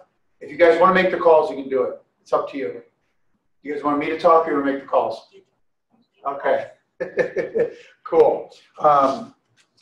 So I think that the structure of the class is awesome, so I'm going to follow along. But I'm going to kind of give my take on what I do and what I've done to sell real estate here at a high capacity, and then stop and give you guys an opportunity to ask questions, okay? So let's see here. The first thing I want to ask you guys is, do you guys want to be a capper? And do you guys know what a capper is? Yes. This is one of the most awesome opportunities in the real estate business, working with Keller Williams, is that this company, really, you have fixed cost. You know how much it is for your market center costs, you know how much you have to pay for royalties, office expenses, and you make a certain amount of sales, covered. Like when I have assistants work for me, I pay them a salary, and then I pay them a bonus after a certain amount of my production. Why? Because I know my fixed costs are, and I know after this many transactions, like last year, after 22 sales, I was covered. Covered my assistant salary, my overhead, my rent, my marketing, all that stuff. This year will go up a little bit, but after that, then we go into bonus, okay? So you want to be a capper. You know, if you don't want to be a capper, then go work for one of the competitors, the Balloon, the whatever, go work for them because it's probably going to be a better opportunity for you financially. But I don't think you guys are small-minded people, right? And in San Diego, guys, you guys can all cap. Super easy. You can do it. You know, you just got to have that mentality behind yourself that you're going to do it. We're going to talk today about the market. We're going to talk about how to price the property. And we're going to talk about the first section here about activities. I really love that. When I was reading over the material, I said, man, I really like that because, you know, the numbers don't lie. If you're not going to get in action, you're going to be out of action. You know what I mean? A plane does not fly unless it goes forward. So we can have the best instrument panel, we can have the best pilots in the cockpit, the best crew, everything would be great. But if we're going to stay idle and just analyze, as it says up here, you know, cautious and accurate. If you stay too cautious and accurate, you're not going to be able to drive forward to the success you want. Now, I do agree that you got to put the pieces together. You got to have implementation. You have to have strategy. You know, failing to plan is planning to fail. But getting into action, I think, is huge, huge. And I see so many agents get out of the business because they don't take the right actions. You know, you're given scripts, right? And by the way, there's some really good scripts that you guys should rehearse and practice. We'll talk about that in a little bit. But if all you do is practice that script, it's not going to make you money. If all you do practice that script, it's not going to help you help your friends or family or clients get what they want. You got to act. The way that I practiced when I first got in is I'd read the script 10 times really fast. Then I'd write it out. Then I'd read it slowly. I spent an hour a day doing script practice with myself in the middle of the day. And I did 30 minutes every morning with top producers all over the country that I met in coaching programs that I was involved with, guys that were selling 100, 200 deals a year. I said, you know, I want to learn what they have to say. I don't care what all these newbies have to say because they don't know what they're saying. Most of these people aren't salespeople. I want to hear what these experts say. So, and I still use a lot of what I heard back then, 12 years ago, in what I do now. But the reality was I wanted to get in action as fast as possible and get rejected as fast as possible with friends and family and on the phone and in the door, because that's where the rubber meets the road. That's where you actually have an opportunity to get up to bat and hit a home run. So just keep that in mind. You need to practice, but you need to have a balance of I'm going to practice a little bit and then I'm going to go out there and put it into action. You know, I believe practice is paramount to your success. Abraham Lincoln said if he had 6 hours to cut down a tree, he would spend 4 of them sharpening his axe. So you do have to, you know, spend time sharpening your axe, but he also has spending 2 hours out there cutting the tree. And there's so many people that spend most of their time sharpening their axe. And that might look different for some people. So procrastination is the biggest, you know, culprit in this business, and I think in life, of robbing your dreams, robbing success. That can look like designing a flyer all day. That can look like, you know, planning the party that you're going to have for your clients. That can look like I'm going to organize my list of calls today from A to Z by, you know, generation, age, demographic, race, create, you know, whatever else you can, analyticals can come up with, they'll do it. Put on 13 different spreadsheets, and before you know it, you go home, I had a hard day, man, it was a long day. You're in the sales business. If you didn't make some sales activities, it really didn't work. So preparation is part of it, but sales is the ultimate. So this sheet right here I want to talk about, I wrote the numbers don't lie, man, on this 10, it's 10-4. I think it's awesome. You know, you got to track your numbers if you want to know where you're going and where you're headed. And maybe, you know, the most important thing that you should start thinking about is your numbers are going to help you determine if you're really trying things that aren't working properly. If you're making 100 calls a day and talking to 100 people a day and you're not getting an appointment, okay, let me go back to my script and let me practice and tweak it. Let me role play with a partner. Let me tell them what I'm saying. Let me give them the objections that I'm not overcoming. And let me tell them what I'm saying. And then that person can say, yeah, this is probably what's turning them off. When you told them they're wrong, stupid idiot, you can't sell your home yourself. Yeah, that's probably not going to work for a for sale by owner. You know what I mean? I'm being facetious, but hey, you're getting, you know, the marketplace is reacting to you. You know what I mean? And you're not going to get everybody to say yes. But if you're making 100 calls and you're not getting even an iota of yes, maybe you need to change your strategy. You know, get into massive action, see if it's working. If it's not, look at it, change it, move on. So this is a great sheet to do that. You know, you can keep track of the contacts made, which is awesome. You know, this is a contact sport. The more people that we get into contact with, the more money we're going to make, the more people we can help. So we got to get into contact with people. So it says 10 connections. That's getting into contact with people. 10 contacts added. That's huge. You want to build a good database. And when I say good database, you don't want to fill it up with people that you just kind of, hey, let me get your name. Let me get your name. Every time, you know, there's a basketball team you're coaching or you're part of a PTA, you just dump everybody's name in there. You can do that. You're probably not, they're probably going to say that was rude or that was yucky. I'm talking about qualified contacts. And can I give you a quick script to add qualified contacts in your database? Because I'm going to tell you right now, who's been in this business over a year? Okay, who's been in over 5 years? Okay, so you could probably relate to this. Have you ever looked at your database and reluctant to call it? And you felt like, eh. Now, if these are people that know you, like you, and trust you, you probably shouldn't feel like that, right? Because you're happy to see them at birthday parties and gatherings and any other time you have a social activity, right? And they want to support you, I'm sure. I'll tell you probably why that happened. Because you assumed that you were their agent.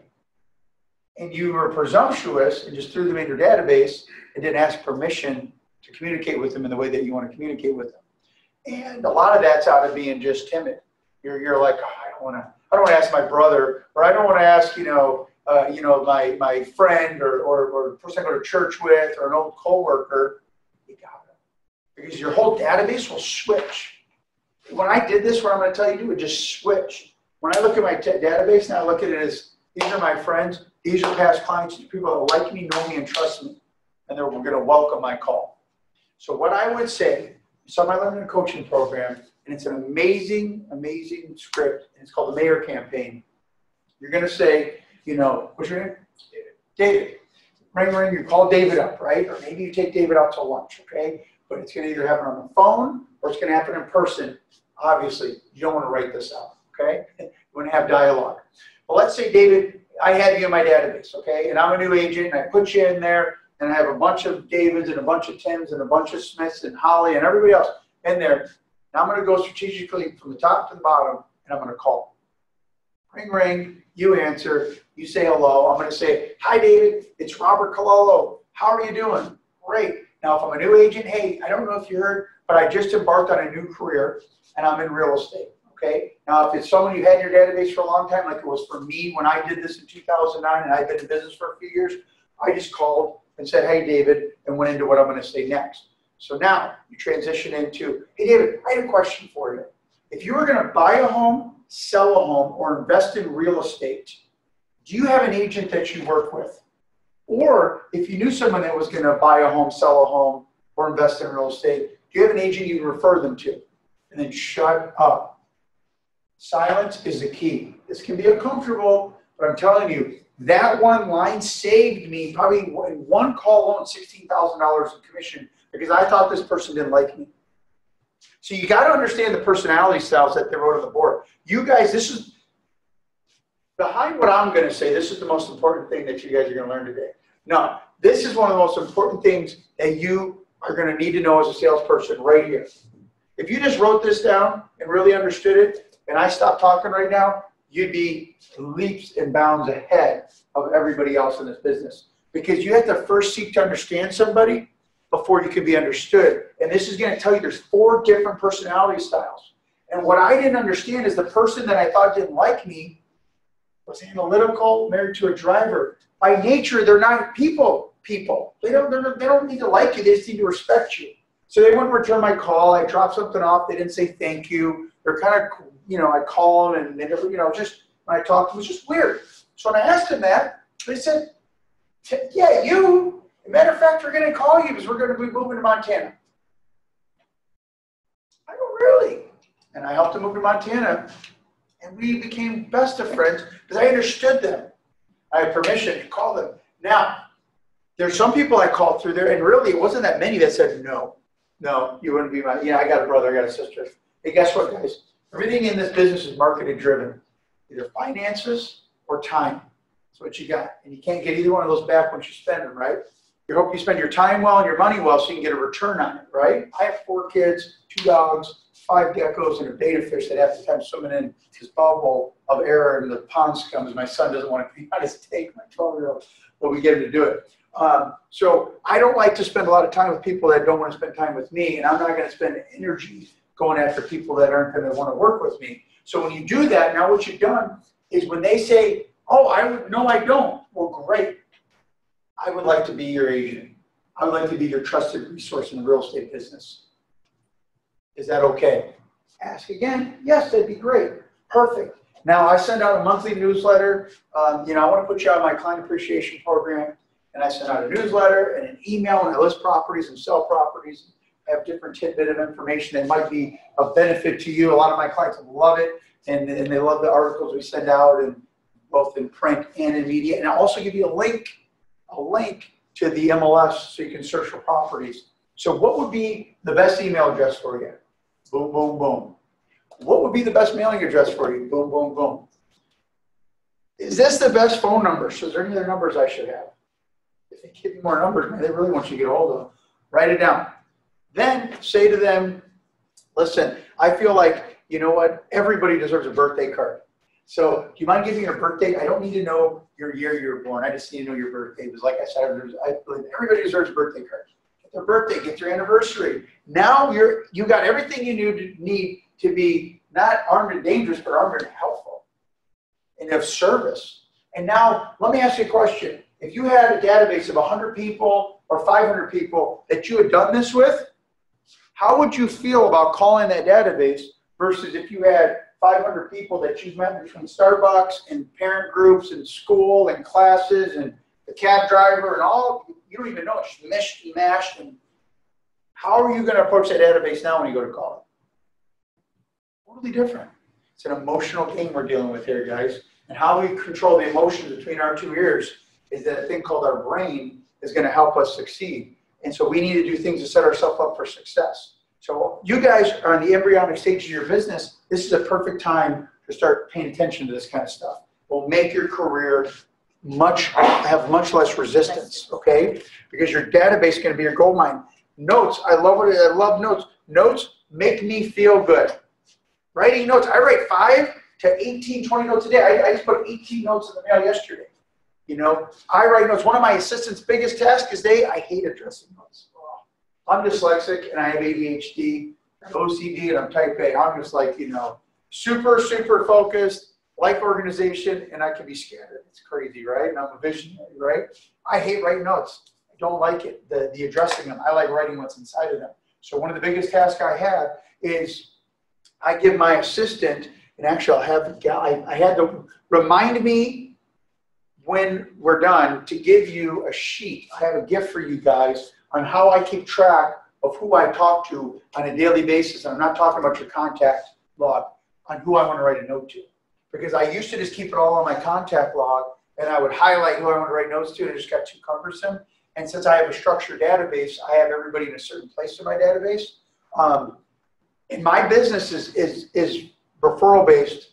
Last year we did over $34 million in sales, and I only did 2 deals with people that called me on a sign or something. You know, I spend my time around my database. You know what I mean? That's what I do, and I want to communicate to them well. And I think one of the best ways you can do that is writing a personal note to them after you have interaction with them. I think it makes them feel good, and it's personal. You took time out of your day, and it's important, and it's way more powerful than an email. I'll tell you that right now. Homes preview. This is real crucial as a new agent, because as a homes preview, you get to understand the market. You get to go preview a home that's been on the market for 100,000 years, and you know why it didn't sell. You know, and then you get to preview homes that are priced right. You get to preview homes, and you get a theme of, hey, what's the market standard? Because a lot of people are going to improve their homes, and they think because they did paint carpet, they just did this big upgrade to their house, and they should get 100 grand more for it. And really all they did is bring their home up to market standard. That's all they did. They went actually vanilla on it. They did nothing special. They need to go vanilla, but they did nothing special. You can speak with authority to this stuff if you've actually been out in the marketplace, put your hands around that. So you should put it in your schedule. Check this out. Write this down. I'm going to make my calls in the morning, and you're going to do it for minimum from 9 to 12 or 8 to 12. At 12 to 12:30, I'm going to eat lunch. I'm not going to check emails. I'm not going to do anything. I'm going to take a break for 30 minutes. Give yourself an hour if you want to, but I don't stand still that long. Then from 12 to 12:30, return phone calls. Set your voicemail on your phone that if you've called me before 12 o'clock, I'm currently looking for buyers for my homes and homes for my buyers, and I can't wait to talk to you, and return your call after 12:30. Let them know. Let your clients know when you meet with them that between 9 and 12, you're never going to get a hold of me, ever. Leave a message or send an email. If you have an assistant, they can obviously follow up. The reason, you know why the reason is? Because I'm doing what you paid me to do. I'm looking for homes for my buyers and buyers for my homes and negotiating contracts. And that's what you want me to do, right? And they say, yes, good. Now you just gave yourself 3 hours, uninterrupted, no excuse to answer the phone. Don't let the electronic distractions of this world take you out of this business. Facebook and your fake book and InstaSham and all that stuff, they're great tools, but they're not the only thing. Don't be so worried about having to respond to everybody's liking and comments and all that crap. Set it, time block that in the day, and then forget about it, right? So you're going to do that, and then at 12:30 to 1:30, you're going to want to do your administrative work, your emails. If you're new in the business, you don't got a lot going on, you shouldn't need more time than that, right? And then from 1:30 to 2, put in there script practice. Get in your script practice. And I put 30 minutes before you start your day reading the scripts that you're going to be getting into, okay? So if you're going to start at 9, do it from 8:30 to 9. If you're going to start at 8:30, do it from 8 to 9, 8 to 8:30. So you did that from 2 to 2:30, then from 2:30 to 3, get prepared for whatever you're going to do from 3 to 5:30, 3 to 6. See, that's when I go on my appointments. Seldomly am I ever on an appointment before 3 o'clock for listing or buyer. See, I control my schedule. I control my time. My clients want that because that makes me more accessible to do what I'm supposed to be doing. Like today at 5 o'clock, every Wednesday at 5 o'clock, we review offers with sellers. I list my properties. I don't talk to sellers until Wednesday at 5 o'clock. You know, we list them on Thursdays, we have a system. And I tell the agents we won't respond until Thursday at 5 o'clock, so I'm gonna have to return their calls if I don't want to. You know, I'm trying to give myself margin to be excellent. I'm trying to give myself margin to be proactive and not reactive and work on my business and not always in the business and really bring my level of service up and help my clients, you know.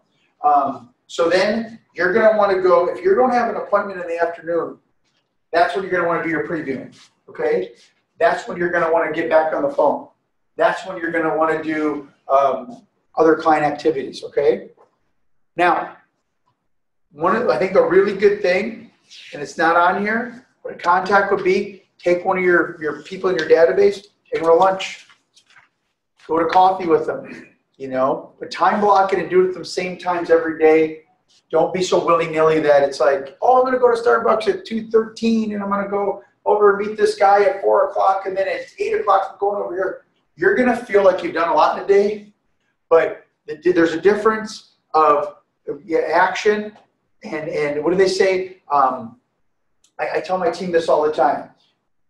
There's a difference of being in action and being being productive. So you might think because you spend a lot of time doing a lot of stuff and spinning reels all day, you're productive. But that's just you being in the wrong kind of action, maybe. You know what I mean? Designing your flyer all day. You might feel real productive in the day, but you're not productive. So if you can time block and get used to this time blocking, get used to saying no so you know when to say yes, it'll make your job as an agent a lot easier to do what you need to do when you need to do it and really, you know, work on your garden. Okay, lead generating a business. Do you guys believe we're in the lead generating business? Yes. Do you guys really? Do you guys consider yourself salespeople or consultants? Who considers a consultant? Raise your hand. Who believes they're a salesperson? You're a salesperson. Sales consultant.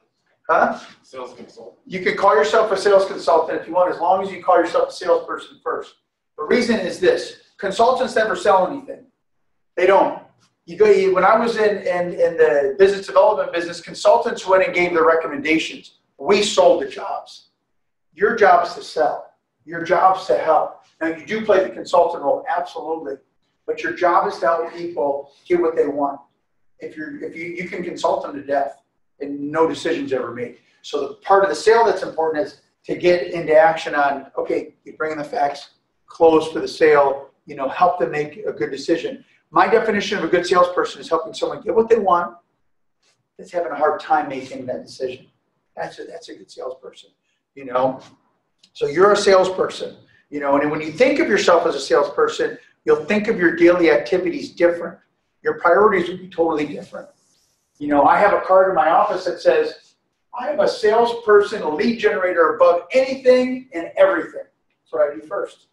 And one of my assistants, I put him through a coaching program called the Perfect Assistant, and she drills in their head, the only thing that your rainmaker, your mega agent, your producer gets paid to do, and the reason why you have a seat in that office, working, making a $40,000, $50,000, $60,000 salary, when I'm able to pay people, plus bonuses and all that stuff, is because he's a lead generator, he's a lead follow-up specialist, he is a prospector, he goes on appointments, he sets appointments, he gets contracts signed, and he push repeat, and he practices. He practices. She goes, if he's not doing that kind of stuff, then your job won't be there long. Those are the kind of things you need to do. So you need to embrace that. And the reason I want to get you out of the consultant mindset and more into the sales mindset is we're at the helm of the ship, and yes, we're navigating the ship called real estate transaction for our clients. That's the consulting part. But why do we have a client in the ship anyways? Because we made a sale. So what do we have to do to get more clients in the ship? We got to do more sales. The more sales we do, the more help we can help.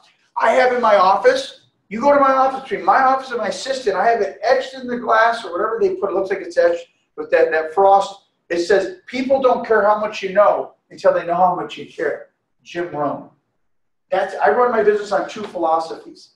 That one and the second one by Zig Ziglar. You can have anything you want in life if you help enough people get what they want in life. So I'm a servant leader. I really put my client's needs before my own. I'll cancel escrows really fast if it's not a good deal for them. Don't get me wrong, because just as I'm a New Yorker, I'm Italian, I talk fast, I'm high energy, and I'm a salesperson. I've gotten where I've gotten in my business because I have put my clients first, and they know that about me. So they get the best of all worlds. They get an aggressive Italian that's going to go at them like a bulldog for what they want, and he's also going to be respectful of them when they're in water they feel uncomfortable in, and then help get them. I consult them through their fears, and a lot of times it's just fear. And what is fear? Fear is false evidence appearing real. And I'm going to write that on the board because I think you guys should put that for yourself, because this business is going to be full of fears, right? And they're all, for the most part, never going to come true.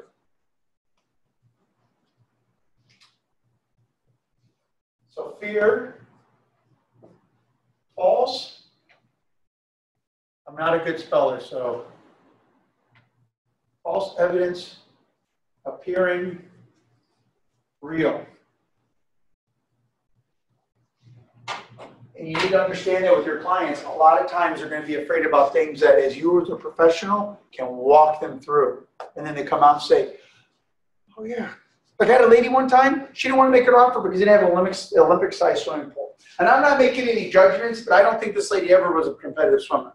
Okay? Never got into a pool. I don't think she was complaining about all this. I'm like, there's just no way you're an Olympic swimmer, okay? She complained about tennis. She didn't like it, but then she played in the tennis court tournament. So I asked her straight up, I said, so-and-so, to keep her identity covered. I said, oh, I didn't realize you're a competitive swimmer. She said, oh, I'm not. Oh, I didn't know you. Do you swim every day? No, I never swim. I told you I don't like the water.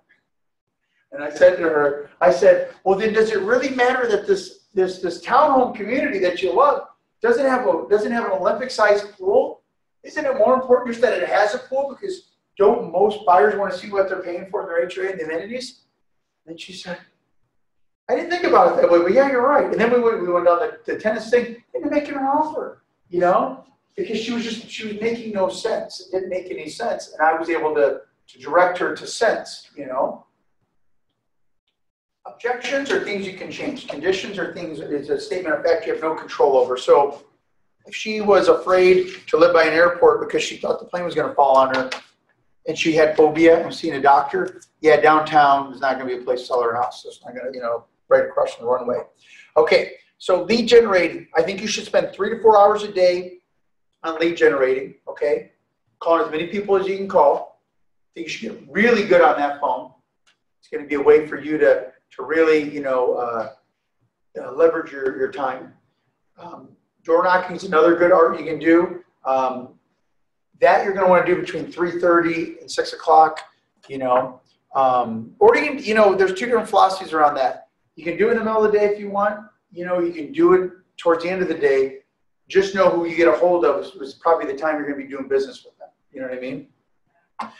Goal number 2 here in lead generating is ask for the order. You're going to do all this calls. You do these, notes, and you're going to do all this stuff. Ask for the order. If you get someone on the phone that's been referred to you, or if you call someone and say, oh yeah, we'll work with you. We like you.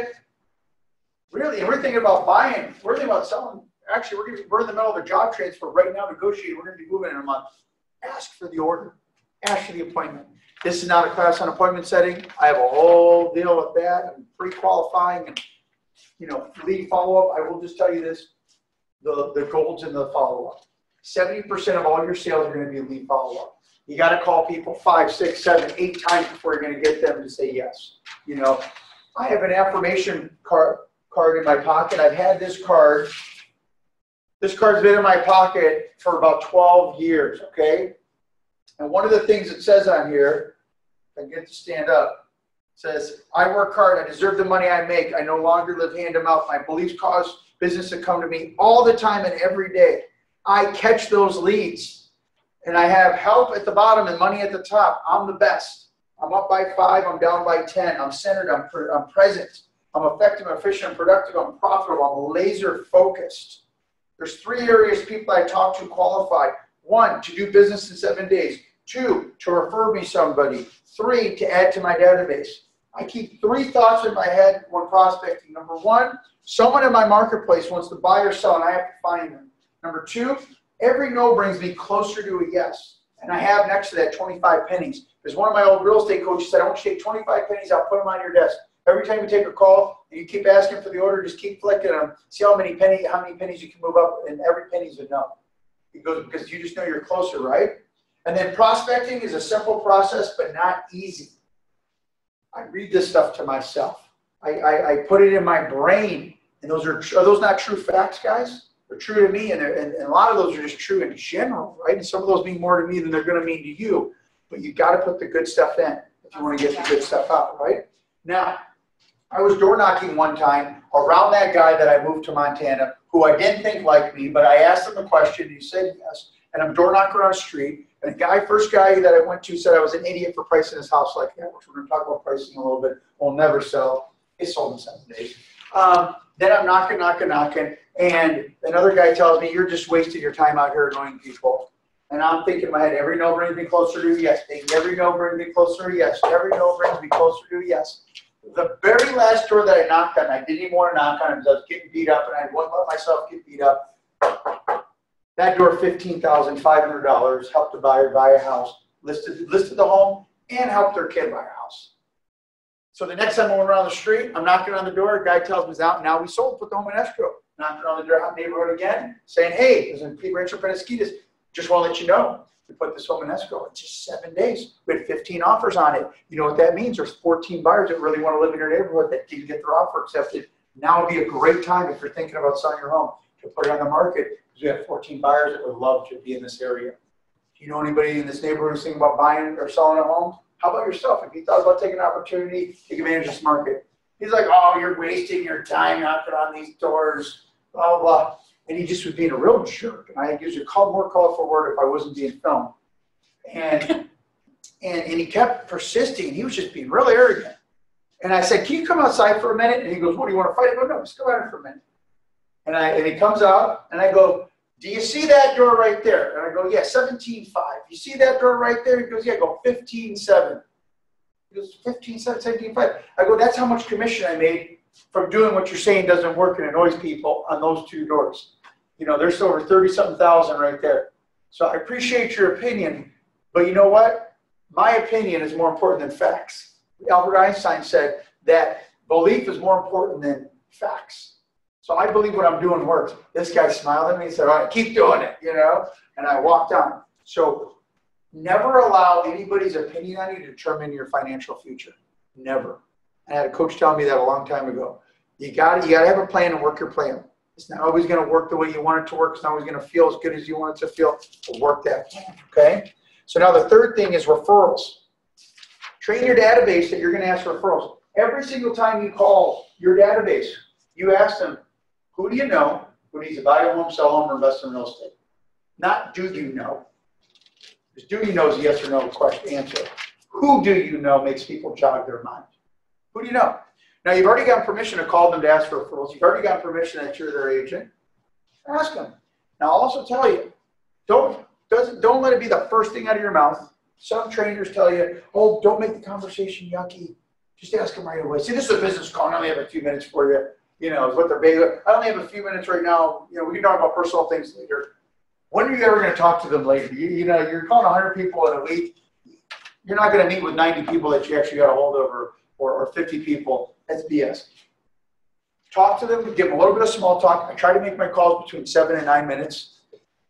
Talk to them, and it's all about them. Forget about you. If you don't talk about you, the call's going to go pretty quick because it's about them. So ask questions. How's things going? What's new at work? What's up with the kids? How's things at church? Whatever this relationship is. And then ask them, hey, do you know anybody that wants to buy a home, sell a home, or invest in real estate? Who do you know? Who do you know? And they're going to tell you if they know somebody or don't. And then say, hey, by the way, can I help you with any referral? You need a referral to a handyman, a hairdresser, a CPA, be of service. So now you left the call being of service. So now when you call back next time, if you kept it around 7 minutes, they're not going to be like, oh my gosh, here comes David again, 30 minutes on the phone. You don't need to make, you know, chatter that long. If they want to talk and it's meaningful, then keep talking to them. But if you feel like they're just keeping on the phone to be polite, get off. Because you also don't want them not to answer your call, right? Goal number 4 here on turn your lead generation for business says here, offer the mobile app. And my gosh, guys, I think that's a phenomenal thing to do.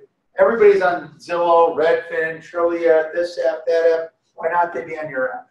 You know, that's actually something I'm going to be pushing more this year, is getting people on my app. Okay? Do you like that app, Robert, compared to those others? Have you looked at it much? Like, what do you think?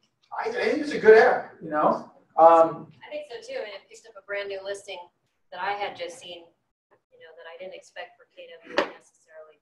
The only thing we have a disadvantage is we're not on at the Super Bowl or Monday night football, just talking about Zillow's app, you know what I mean? Like with Zillow pushes and Trillia, so we got to push it, you know. So yeah, we have to push it.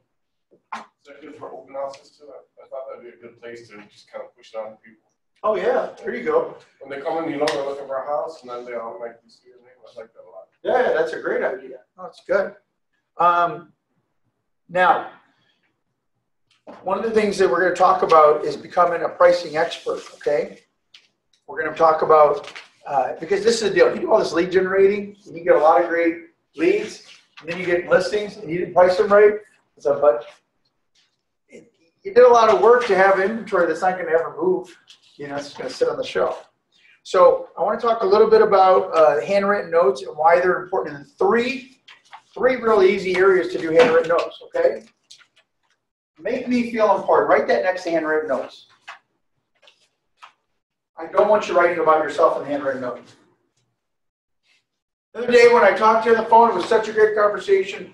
I'm glad you really appreciated that I am a new agent and that I listed my first property, and I am the best agent in the business, and I hope you'll call me one day when you need to buy a home, and I really look forward to having the opportunity to share how good I am. God bless Robert. No. You take notes when you're calling, and this sheet that I'm going to give you guys has 6 squares on it, and it says at the top, name, and then it says source. See, like I told you before, I have a really organized database, so inside my Outlook or inside my CRM, everybody's tagged on, you know, are they a past client, are they A, B, C, are they a vendor, lender, elder care, whatever they are.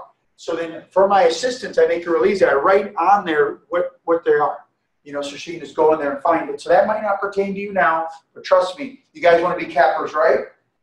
Yeah. Who wants to be a capper? That's right. This will pertain to you later. Every time you look at where it says source, I want you guys to get inspired. One day I'm going to fill that in because I'm going to be so damn busy that I'm not going to have time to fill my own notes out, address them, and I'm going to pay someone to do it. And I'm going to make it easy for them. You know, so be inspired when you see that. The other area talks about is their address. If you know their name, you don't really need to write that in there, but if it's someone new you're meeting or something, write the address. And then at the bottom of that square, it says reminder. Because I talked to them about something, and like I said, I don't want to make it about me. Kids' graduation, congratulations. Retirement party, birthday, thank you, whatever. Write it so that way when I grab that piece of paper, and if I were you guys and I didn't have an assistant, if you don't have an assistant, now I'm writing my own notes, I have it there, and I'm getting their name out, and I'm writing, and I remember what I'm going to write. Exactly, and it just, for me, I go back to the conversation. Hey, Susie, it was so great talking to you today. I'm so proud to hear that Becky, got into, Stanford University. You must be so proud. I know that was always a dream of yours to go to college. Now your daughter's in the Ivy League. Or this is just amazing. I wish you guys all the best in this new season of life you're going in. If you need anything, let me know. God bless Robert. P.S. I can't wait to get the graduation invitation 4 years from now. She's going to do great. How does that make you feel? You personalized it. Totally. And don't use that stupid program that looks like you wrote a note. That's the stupidest thing. Come on. Have you guys ever got one of those notes? And it wasn't written. You're the second guy that said that. It's the dumbest thing ever. Stupid. I would never use that program. And I know there's someone in the office that sells it. Stay away from it. That works maybe for your family. It's not going to work for your clients. It defeats the whole purpose. Just write the damn email if you're lazy. That's it. There's a Bible verse that says, all hard work leads to profit, but mere talk leads to poverty. If you want to get something out of life, there's another verse that I love that says, God can't be mocked, a man will reap what he sows. You put something in, you're going to get something out. Do it well. Write a note. Take the hour out of your day if you got that many notes to write. They're going to mean something to your people. And make sure you have the reminder set for the anniversaries and the thank yous and all that stuff, so then you send them out. Now, this is the 3 areas you're going to want to write notes. Make it very simple for yourself. Thank someone for a referral. I don't care if they say to you, Aunt Margie, you can't, afford to refi her bike. You know what? Thank them and send them a gift card. $10 Starbucks, okay? Follow up on a business-to-business meeting or a client meeting, okay? It was great seeing you today for lunch. Thanks for taking the time out of your busy schedule to break bread with me. I'm really excited about your new business venture, or your kids this, or your champion of the kickball team. It's all about them, not you, right? Number 3, great talking to you on the phone today. You know what? I really appreciate taking the time out of your day to talk to me, and I'm really looking forward to putting you into my client appreciation program and being of service for you for years to come. Please don't hesitate to get a hold of me if you need a referral for any industry. I want to be a hub for you. It's all about them. It's all about them. Okay? So the next section here was get your head in the game, right? Get your head in the game. Man, I believe what you put in is going to determine what you put out. You got to put good stuff in to get good stuff out. So, and this is specifically talking about the CMA, okay? And the mindset's where everything starts. The CMA, do you guys know what a CMA is? Comparable Market Analysis, okay? And that's where we're going to be the pricing tool for us to be able to bring data, not opinion or just feelings to the table, but data to substantiate and for us to stand on for our opinions to why we came up with our price, okay? You ever heard the phrase, numbers don't lie? No? Now, before I get into this, does anybody have questions about what I first covered? No? Either I'm doing a good job or you guys are lost. It's cool with me. All right. Helping sellers determine the correct price for their property is part of the value you bring to them. Guys, did you hear that? Your job is to help them understand what they have. They're not agents. They might try to play Mr. and Mrs. Agent when you get there. And this is going to be one of the biggest battles you go up against, guys, is they try to lead you instead of you leading them. They try to tell you what's going on. No one cares how much you own your house. No one cares if you need this money to retire. No one cares you want to buy that retirement home in Fiji. They don't care. Your buyer's going to pay you what your home's worth. They really don't care. So you telling me this, you just have to think in your head, not going to change what I think your home's worth. Because if I went along with that, I'm not serving you. I'm not serving you. And I have something that I'm going to tell you to say in a later section here that will help with them when they get uncomfortable with things you say. And you're going to want to say it in the very beginning of your presentation, which is going to help set the ground for them understanding that you're there to help them. Okay? So a CMA presentation and discussing pricing with sellers are two of the major components to a listing appointment. That's the only reason you're there. We're going to talk about what your home's worth, criteria and a price, and let's sign a contract and get me started. Okay? Let's get me started. So, pricing, this is the truth, and I love what it said here. Pricing has a large mindset component for both you and the seller, okay? It's a huge mindset. I'll give you a quick story. I had 2 sales last year on the same street in Poway that were referred to me by a past client, and both of them were listed with a Century 21 agent.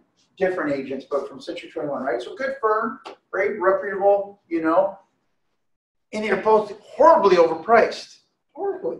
One was on the market for 152 days, one was on the market for 86 days. And I looked back at there, actually, he was on the market for like 30 days before that. And she just relisted him, tried to make him a new listing, didn't change his price. She did. She started him off at $1 million, like $1.1 million or $1.05 million. And long story short, I sold his house for $800.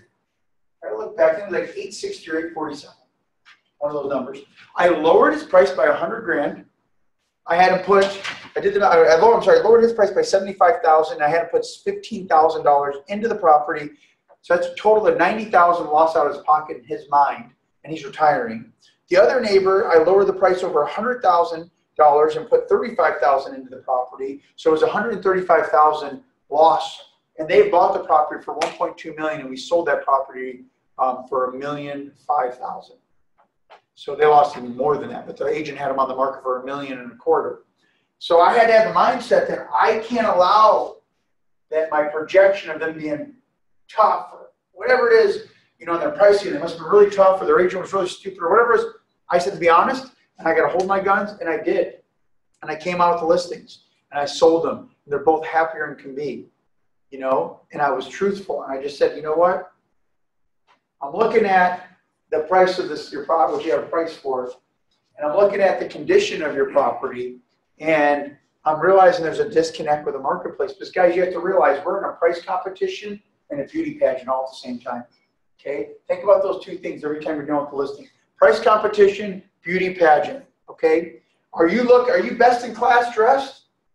Are you priced at a price that causes someone to make a decision, get excited? Are they looking at your price saying, what's the matter with them? Are they crazy? Okay? So if you had the most beautiful Seiko watch in the world, and that watch was priced at $10,000, well, you got the beauty pageant, I guess, covered, but your price where you lost. But if you got like a Breitling watch, and that thing's priced, you know, it's beautiful, and it's priced for $500, everybody's gonna be knocking on your door because they know that's a, you know, $8, $9, $10, $20,000 watch, you know. And you're probably gonna get the price to come up to market value. Not probably, you will in the housing market. So what I had to tell them, and this is what you're gonna want to write down, I need to know, do I have permission from you to be 100% honest when I meet with you on Thursday night? And I said this on the phone in my pre-call. And they said, yes, we want you to be honest. Great. So when I got over there, I said, reiterated when I walked around the house, in the one house, I walked around and I go, I know why this home didn't sell. Because I'm looking at the house and that twilight picture looked beautiful. And I sold a home down the street for $1,050,000 in 2012. I'm like, bigger lot, bigger house, but still, like, this home should be at least $1 million based on that picture, you know, or in the high 90s. And I walked in, there was blue carpet. And I walk in and see all the outdated everything. And I walk in and see the carpet in the bathroom. And they love their carpet in their bathroom. And I was like, yeah, this is a problem. This is a problem. And she got mad at me when I told her to change it. She didn't want to do it. No, we like that carpet in there. It's hard getting out of the shower cold tile. I go, but you know, you pee in the toilet and your husband doesn't always hit. And she's like, ew. I go, exactly what they're thinking. You know? And she's like, ah.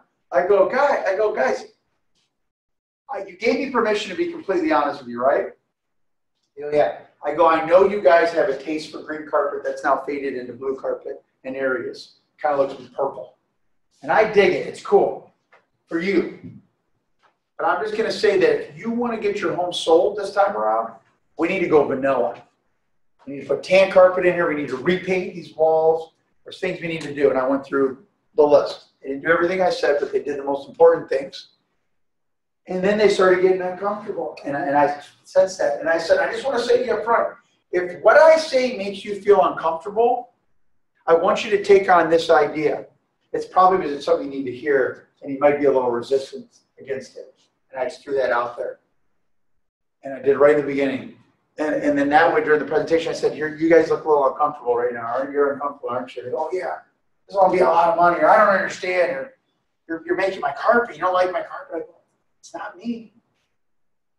I'm not going to buy your house. You're not going to buy your house. So then we need to make sure that we're going to do what we need to do to get your home sold, right? And they did what they needed to do, you know. They did what they needed to do. Matter of fact, I told them, based on the price they wanted, I go, it seems like we have a little issue right now. They go, what? You're the highest bidder for your home. I go, listen, I'll buy your home from you I'll sell your home to you right now. This will be really easy. I got the paperwork with me. And he laughed. I go, come on, you've been on the market. It's like, this was like an easy one for me. I'm like, you've been on the market for almost 200 days. And no one's bought your home. So why do you think now when we relist it, they're going to pay that price? I go, I'm here to get you the most money for your property, and I'm here to be honest. And just because someone lied to you and said your home's worth $1 million up front doesn't mean that, you know, us putting your home down to 800 and something is the wrong price. You were lied to. And you want me to be honest here, right? Person that came to that door lied to you. I'm being honest with you.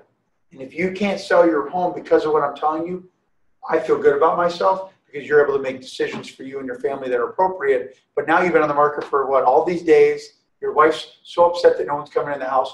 And I said, you know why they're not coming home, Mrs.? Why? Because She kept saying, they said that I got like 20 appointments, and I know they didn't come in because my blue carpet, you can see the footprints. And I go, they're not walking in your house because they don't like your carpet. They open the door and they're like, ah! And then shut the door.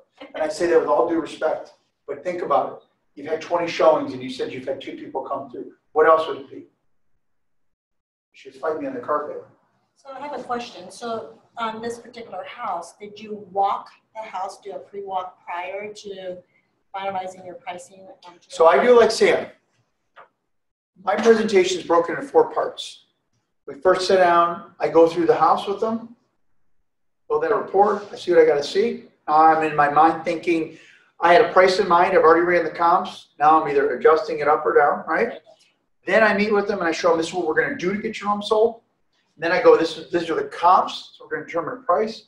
I have a net sheet, so this is what you're going to net. Can you do what you need to do with this number?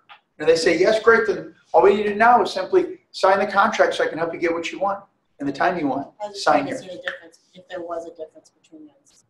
No. And then the 4th thing I do once they sign is I say we're going to go through the list of things that I believe we need to change based on my experience and expertise. And then you're going to tell me how long it's going to take you to get these addressed before we go back in the market. Cool? So the mindset of getting the home priced right, okay? Knowing what to say is the difference. Knowing what to say and how to say it is totally different. You can know what to say. What to say is your home's worth $800,000. That's the truth. But how to say it with finesse and knowing exactly what to say, that's why you want to get in your scripts. You want to practice it. You want to practice how to set up the pricing because we're not trying to be deceptive, we're trying to be helpful. But if you're like a stumbling fool in there, they're not going to trust you with their largest investment, right? They're going to get in, they're going to be like, can they really handle this? You know? So you got to not only know what to say, you got to know how to say it, okay? Now, the last thing I'll note on this page I thought was notable, it said, number 1, price that will get the home to sell is the number 1 thing. Need to know seller's motivation. So this is the deal. I knew that this couple wanted to retire, get in their 5th wheel and drive. I knew he'd been working at a company for 40 years and he was sick of getting on the roof. And I knew that motivation, so I helped keep bringing it back to the motivation. Back to the motivation. I remember a lady in New York when I sold the house, she wanted to get her son in a better school district. And the home she was living in was worth $46,000. And it was in the city. And the average price home in Rochester was like $107 back then, right? $147,000 rather. And I knew the motivation was for her son. And I wanted to help her because the school district was horrible. Bad. And she told me she couldn't make a decision right there and then because she wanted to see what the other agent was going to, how he was going to market the home different. And I dug deep. So you know the motivation, dig deep. I go, well, specifically, what is he going to do differently to market your home? Well, he wants to show me how he's going to input this in the MLS, the description. And I said, Mrs. Settler, can I tell you something? You live in the city, right? She goes, yeah. And every single house on 1/8 of an acre, isn't it, right? Yes. They're all going to be the same. 1/8 of an acre, single family home. You know, as you can tell, I get paid to sell, not spell. So you know I'm going to do a good job on your description, right? And she laughed and said, yeah. I go, how important is it that we get your son to this new school? It's really important. I really want to meet this other guy, but he couldn't make it tonight, so he had to reschedule. I said, well, like I just said, how important is it? Because I made it really important to be here with you at 7:30 tonight. And this guy decided to put something else above this listing appointment, which is, by the way, the only thing that's holding you back from getting your son into the proper education he deserves and you want to see him in, unless I'm missing something. And she said, no, that's it. So do you want someone that's going to make excuses and not follow through on their promises right in the very beginning? Or do you want someone that shows up when they say they're going to show up, does what they say they're going to do, and is really, really committed to getting your son to school? Give me the contract. Sign that thing. You know? I pushed. I knew the motivation. I wasn't, and the reality was this schlep rock's not going to do nothing. What's he going to do? Make excuses why the home don't sell? You know? And we were in a declining market. I knew I had to help this lady out. That we might have to make a price adjustment. You know, She needs someone that's going to really help her, not someone making excuses. Make it happen. Pricing, okay? This is the #1 key to pricing. How to market, how markets work, local market conditions, and pricing criteria. You got to become a pricing master. You got to become a pricing master, okay? So, how markets work, the first thing. Markets are dynamic, okay? Some markets, you've all heard of a buyer's market and a seller's market, right? And a neutral market. Have you guys not heard of those? How many months of inventory makes up a seller's market? Under 6. 0 to 1, under 6. Any other 3? Anybody else? 4 months or less in inventory is a seller's market. 5 months is what we call a neutral market. And 6 months or higher is what we call a buyer's market. Does anybody know what the inventory is right now in the I-15 corridor? And this market center makes it real easy for you guys to figure that guy out. Right now, in the I-15 corridor, the inventory level is 0.97 of 1 month. It's under a month. It's under a month. So, like, would that not be helpful to know when you're going into a seller that may have been on the market for 100 days? There's nothing on the market, you know, to let them know that. Guy, look at the numbers. What are the average days on the market right now in the I-15 corridor? 26 days. This is really good to know that because I know that the average days on market are 26 days. I know that me and my team, I average 4 to 14 days putting homes in escrow. Actually, last year was 8 days. 8 days. I'm crushing the market. I'm crushing the market averages. And I can go into a presentation knowing that and lean into that. And say, what was the average market time for that other agent you interviewed? I don't know. They didn't tell you? My gosh, you're hiring us to get you, you're hiring me to start on this day and hopefully get done in the quickest amount of time, get you the most money in your pocket, and between this time and that time, do it the least amount of hassles. And this guy doesn't even tell you, or gal, how long she's going to do that? She doesn't know her numbers? Or she doesn't want to present them. Bingo. I know my numbers. This is the numbers. 26, we're doing an average 8. Listing price sales ratio. I know all those numbers. I can just crush it when I get in there. And they get in that. Remember I said, starts with the mindset. Starts with the mindset. Okay? Starts with the mindset. Any questions? So, know the market dynamics, okay? It's going to come down to days on market. It's going to come down to inventory. And it's going to come down to average price. Okay? We got to know the average price in the area. If the average price in the area is $738,000, your seller wants $900,000, and their home's average, you got more than an average size problem on your hands. Because who are they going to expect to pay for pictures? You. Who are they going to call and take your time up? You. And bitch and complain that your home's not selling, and what are you doing, and what are you doing, and what are you doing? You know what the difference of the low end and the high end really is? So how much money people throw at problems, okay? I noticed this last year. I saw some big listings. These agents spend so much money on marketing that no one else sees between, you look at the click views, they spent 20 grand on this video and they got 15 views. Them, 2 of the sellers, and all their friends and family that said they forwarded to, right? It's just to show the seller they're doing something. But like I said, we're in a what? A price war and a beauty contest. And it's true on every sale level. Okay? Yes, it's product placement. Yes, it's strategically. But man, we have such a dynamic web program that we strategically place this home in everybody's lap that's possibly looking for that kind of home. And print ads we know don't work anymore, right? So therefore, the mindset has to be, do I know the market numbers? And the numbers are really easy to know. Days on market, average price per square foot, average market time, average sales price. Okay, and then where does this house compare to that? Where do you compare with that? You know? See, one of the things they have to understand too, in determining value, is that their home is only worth what a willing and able buyer is willing to pay for it. That is something you got to really drill into their head. Because, like I said before, most of the time the seller is their biggest fan. I've had sellers walk me through their kitchen and show me how they have gorgeous glass countertops, and they only work with these pot and pans, and this is beautiful tile granite, and I'm like thinking, damn, that stuff's been out of date before I was born. And just because your wife's a hell of a house cleaner and you clean up after yourself, this stuff looks brand new, it does not mean that this has any benefit to the buyer. The kitchen's old. The pink carpet is in great condition, but it's pink. You know, it's pink. It is what it is. Now, you have to be tactful in the way you say that, but you got to be honest. Guys, if you're not being honest, you're committing real estate malpractice. You're plain and simply committing real estate malpractice. It's like doing surgery on someone they don't need, or doing the wrong one because that's what they want. Who's the expert here?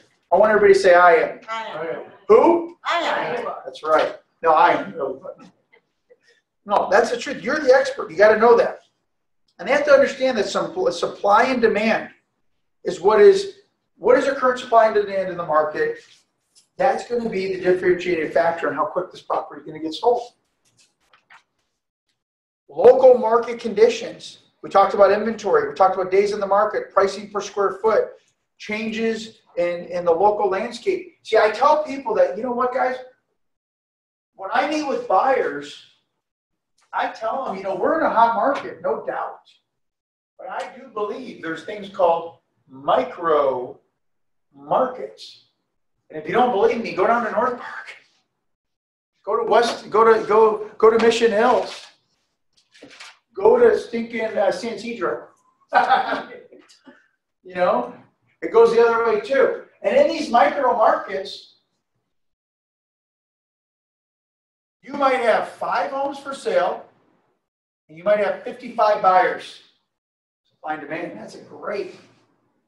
You might have it the other way around where there's 50 homes for sale, there's only 20 buyers. So you as an expert need to understand which market are you in. Don't just say San Diego's on fire. We can do that. We'll price it 50 grand over. Sure. Dude, that ain't happening in that area that you just listed the property in. And now you just got a disgruntled customer that's going to slow down the whole deal for everybody. And every Friday when I give my update calls, I'm not going to talk to the person. Oh, why? Lord, why did I do that? Why couldn't I just been honest? Oh, she's not my wife. I don't have to tell her yes all the time, you know? So yeah, you need to be honest up front. And you need to know where you're at. Know the market condition, okay? Pricing criteria, okay? You need to, this is the deal. It's very, very simple how you do this, okay? You're going to compare your client's home versus the competition. It's not any harder than that. If their home is super upgraded, you're on the higher end of the scale. If their home is an old beat dog, and they haven't done nothing since they moved into it 30 years ago, well, then they have 2 choices to make. We either improve the condition of the property and bring it up to market standards, or we take a discount, we take a little haircut and get it sold.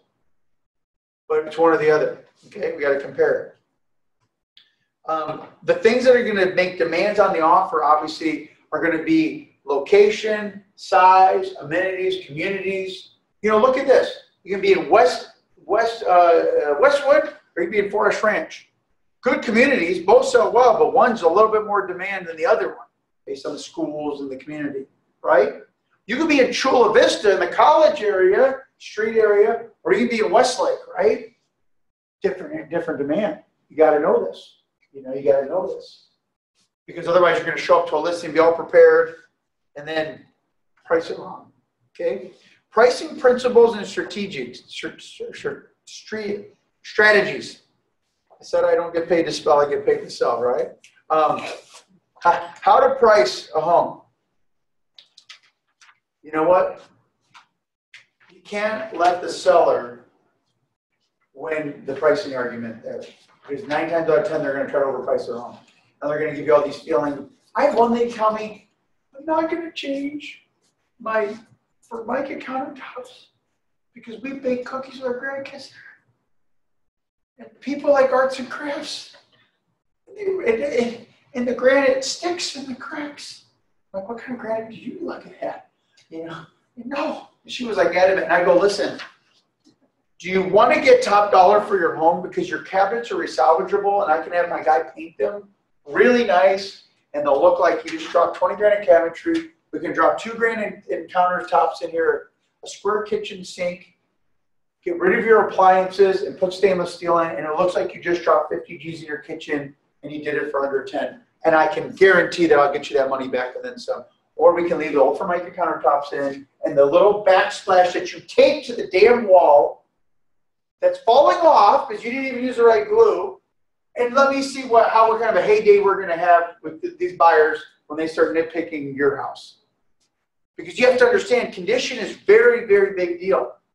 If you can do nothing else but get your clients just at least clean things up, clean the countertops, take the pictures off of all their kids from little Johnny from kindergarten to little Johnny with his family and his little Johnny. No one wants to see that. I'm a family man. I got 4 kids. I love my family. I'm Italian. My wife's Colombian. We're pretty tight. But I'm going to tell you this right now. If you can't emotionally make a connection with the buyer and the seller's house, then we have no connection. We have no contract. No connection, no contract. And the biggest block is when they come in a house and it's overwhelmed by all these pictures. Get the pictures off the walls, get the walls painted, carpets cleaned if nothing else and not changed. You know, make this place look well. Because as Ellen can tell you, as my showing specialist, my buyer specialist, how many times do we go into a property? Or you go in, you take one of the buyers into the property, and they're getting overwhelmed about projects that aren't really as much as they think. That they think a $5,000 project is going to cost them $50,000 because they're a first-time home buyer, or they're just not a home, a do-it-themselves person, and they're so overwhelmed. Doesn't that happen a lot? Yeah, the first thing that happens when buyers walk into a house is that they start adding in their mind how much it's going to cost them. They got the calculator rolling in their head. The calculator's running.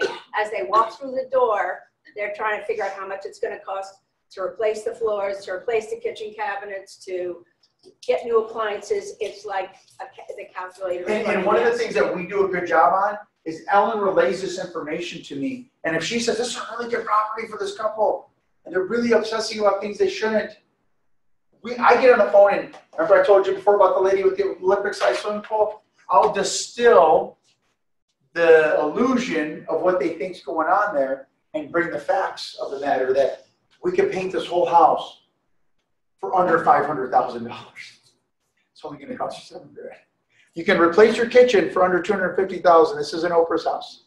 You know, we can get this done in $30,000, or we can paint the countertops for, paint the cabinets for, a couple thousand and put new countertops on there and do it that way. And this is what it roughly costs you. I'll get you in contact with my contractors. I'll pull the map if I need to from the county of, the map plan and have them give an estimate. But, Mr. and Mrs. Buyer, that's not reality. But guess what? Not all the sellers are going to have such a great agent as you and I to talk to all the buyers that walk out of the house because they don't like the pink carpet that they could easily replace. So therefore, I always believe in being proactive and not reactive. Be proactive. Change the damn carpet. You're not going to live here anymore. I had to tell a lady, are you going to live here anymore after you sell the house? No. She didn't like tan carpet. Now, if 8 out of 10 buyers like tan carpet and half a buyer likes pink carpet, you want me to get you the highest probability of selling the house? If you're not going to live in after you sell it, that'd be creepy. What do you want me to do? See, Jane, I told you it's not about your preferences. It's about the buyers. Okay? So we're going to price it right and condition. Selling real estate is a very simple process. It's not easy. There's a lot of complications, a lot of moving parts. But just think in your head when you go into a property, is it in the condition that's going to elicit a reaction from a buyer that's emotional, like I got to have my family in this house? And is it priced in such a fashion that the husband or the number cruncher is going to say, that's a good value. That's a good value. That needs to happen. It has to happen. All right. Know what the seller can and can't control. Know what you and the seller. You can control 2 things, price and condition. So when I have a listing presentation with somebody and they don't agree with the price, I say to them like this. I say, I go into there, and after I go through the CMA, I say, okay, great. Now we've gone through all the competition. We've seen what we're up against. We've seen what the track record of the past sales have been. We see what the pending looks like, okay? Now, based on your home versus the competition, what price would you choose to create value in the eyes of the buyer, to get a buyer determined to put an offer on your home versus the competition? If you're not, and right before I ask that question, this is the real important question to ask them. Based on what we know now, and do you plan on putting any more money into this home and making any more improvements? No. Well, great, then price is the only issue. So can I show you what I mean? Bam. Go right into the price. Unless you want to put a lot of some money in, right? I'm really skilled and really good at directing my sellers to put money in their home. Well, good money, not bad money. We don't drop $100 grand a house and get a $50,000 higher sales price. Good money, you know, good money. Okay. Understand the window of opportunity. Man, this is huge. The window of opportunity, guys, is real simple. It's how long should you know if you're priced right or not? How long should it take your home to sell? And what's the sweet spot for your home to get sold? See, this is the deal. Sellers that just want to keep waiting out the market with an overpriced listing are hurting themselves and creating what's called a stale listing. So you're going to know within 7 to 14 days if you priced this home right. And my gosh, in this market, in most areas, you're going to know within 2 to 7 days if you priced it right. I just put a property in University City on the market. We've had it on the market since Friday, Saturday, and what are we right now? Wednesday, and I've had 27 showings on that property. I think I did a good job. We priced it, we did the condition, and we're getting just tons of offers. We have 8 or 9 offers before I left the office. What is the listing? Don't tell me the price. Huh? What's the listing? It's a 1-bedroom condo. Mm-hmm. Do you want it? No. I'll give you the details after. So you need to know what should it be, and tell the seller up front. I tell sellers at the very beginning, I don't have a crystal ball. I don't know how the buyers are going to react to your property, especially if it's a custom home. But based on what I'm seeing, this is what we should deal with. But I can tell you right now, undoubtedly, within 7 to 14 days, we're going to know if we hit it right or not. And I'm going to talk to you on our first update call on Friday when we talk after the home goes on the market. I'm going to say we're hit it or not hit it if we have to go that far. Because usually I don't even get to my first update call with sellers. We're already in escrow. But if we get to that first update call, I'm going to say, remember what I said, 7 to 14 days. So by our next call, we're going to start thinking about a price adjustment, price improvement. Don't talk about price reduction. No one wants to reduce price. They think about reducing their net out of their proceeds that they never were going to see if they don't change their price. So you're tainting the water for no reason. Price improvement, price adjustment. Yeah. We're going to need to look at Back that. in the day, they called it reposition. Yeah, that's a good one. We're going to need to look at repositioning our strategic pricing in the marketplace. Whatever you want to say, however you want to kill it, just tell them. And there's a thing called future pacing that if you can get really good at it as a salesperson, you're going to have a lot less resistance. And it's like if you know that there might go up against this scenario in the future, talk about it. Like with all buyers, I tell them, buyer's remorse is going to happen. And that's that little voice that tells you, kid, makes you feel nervous. It's not the little voice that tells you, can I really have little Johnny go outside and play with the gangbangers next door's kids or teach him how to use a butterfly knife? That's called insanity, and we're going to get you out of that transaction. You know, but making this big purchase, this big decision, if it didn't make you a little bit nervous or get your blood going a little bit, you're probably not human. You'd be a sociopath. You know, you'd have zero emotions, so you're normal. And I can tell you that I helped a seller sell their house, a pastor in my church, and we're good friends with them. And the key thing I said was, I said, you're not a sociopath. And she loved that. Because she was having such apprehension of selling this house. They bought a little Jeremy, little Josh or Jeremy was in their carrier. And I know these kids now, great kids, great family. And she said, Josh was like, 4 and Jeremy was just a little baby, and or had Jeremy there, little kids moved house, they raised their kids there. Now the one kid's engaged, and the other one, is out. They're all older, and she was like, having such a hard time. The problem was the 15 freeway kept coming closer to their house. They live in Westwood, right on the freeway. And I'm like, think when I was there for listing presentations, there at the part where the freeway's buggy, I'm like, dang, if one of these cars misses him, we're all dead, you know? You guys don't, I would sleep with one eye open, like, is that a car going over the rail? And I told her when I left there, I could tell her that apprehension. I said, listen, Mrs. D, I'll call her. Mrs. D, I just want to let you know, I really appreciate the opportunity to come out here and honored you guys would trust me to bring you through this whole process. I've done it for, 20 some odd years. And I also want to let you know what you're feeling right now is completely normal. That you're feeling all these emotions because you're a human being with sensitivity. If you didn't have that sensitivity, you'd be a sociopath. And then she started laughing. And I don't take you to be a sociopath, and I'm not worried that you're going to stab me in my back when I leave. And I go, so just know that. And her husband said, believe it or not, that what sealed the deal for you was calling and telling my wife she wasn't a sociopath. I go, what? He goes, no, because you just broke down, like you were validating her feeling. What did make her feel important? Validated, this is a normal feeling. Don't make her feel weird. Don't feel that way. So many salespeople don't feel that way. Just sign the contract. You need to buy this car. Don't feel that way. You need to buy it. Don't feel. What are you telling someone? You're not. You're wrong. You're wrong. You're wrong. You're wrong. Sign. I'm right. You're wrong. No, she was right. You should feel that way. But a definition of a good salesperson is helping someone make a decision that they need to make and having a hard time making it. I've done that a lot. Okay. Is anybody, you guys finding this helpful? Yes. Yeah, is this helpful the way I'm training? All right. Price to reflect market movement. Market direction, market speed of change. Guys, one of the things I tell people all the time, I heard this from a class and I love it. And I said, most agents do the 3 Ps of real estate. They put a sign in the yard, they put it on the MLS, and they pray it's going to sell. I said, I'm a good Christian guy, so I always pray for everybody and everything. But I do the 4th and 5th P, and that is I price watch and I proactively prospect for buyers. Now, price watching is what they're talking about right here. What does that mean? I would say that you should every 7 to 14 days do a new market analysis for your client. You should set up a day every week you're going to be talking to your client for an update. So they don't need to be checking in every day. What's next? How's everything going? You call them after every showing within business hours, and then you have a set appointment. For me and my business, it's every Friday. I hardly do any sales calls, and it's all market updates.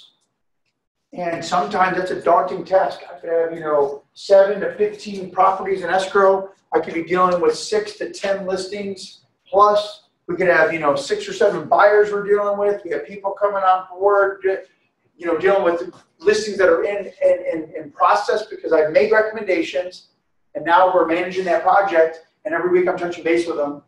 But guess what? They know that call's coming.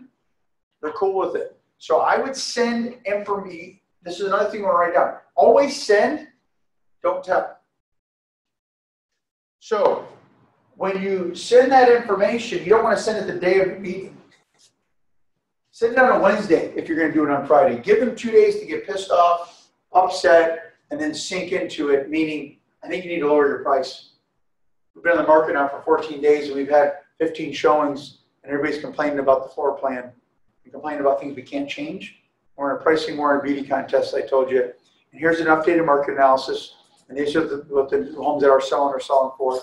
And this is the time for us to change. My recommended price would be this much. I'll look forward to talking on Friday and we'll discuss it more.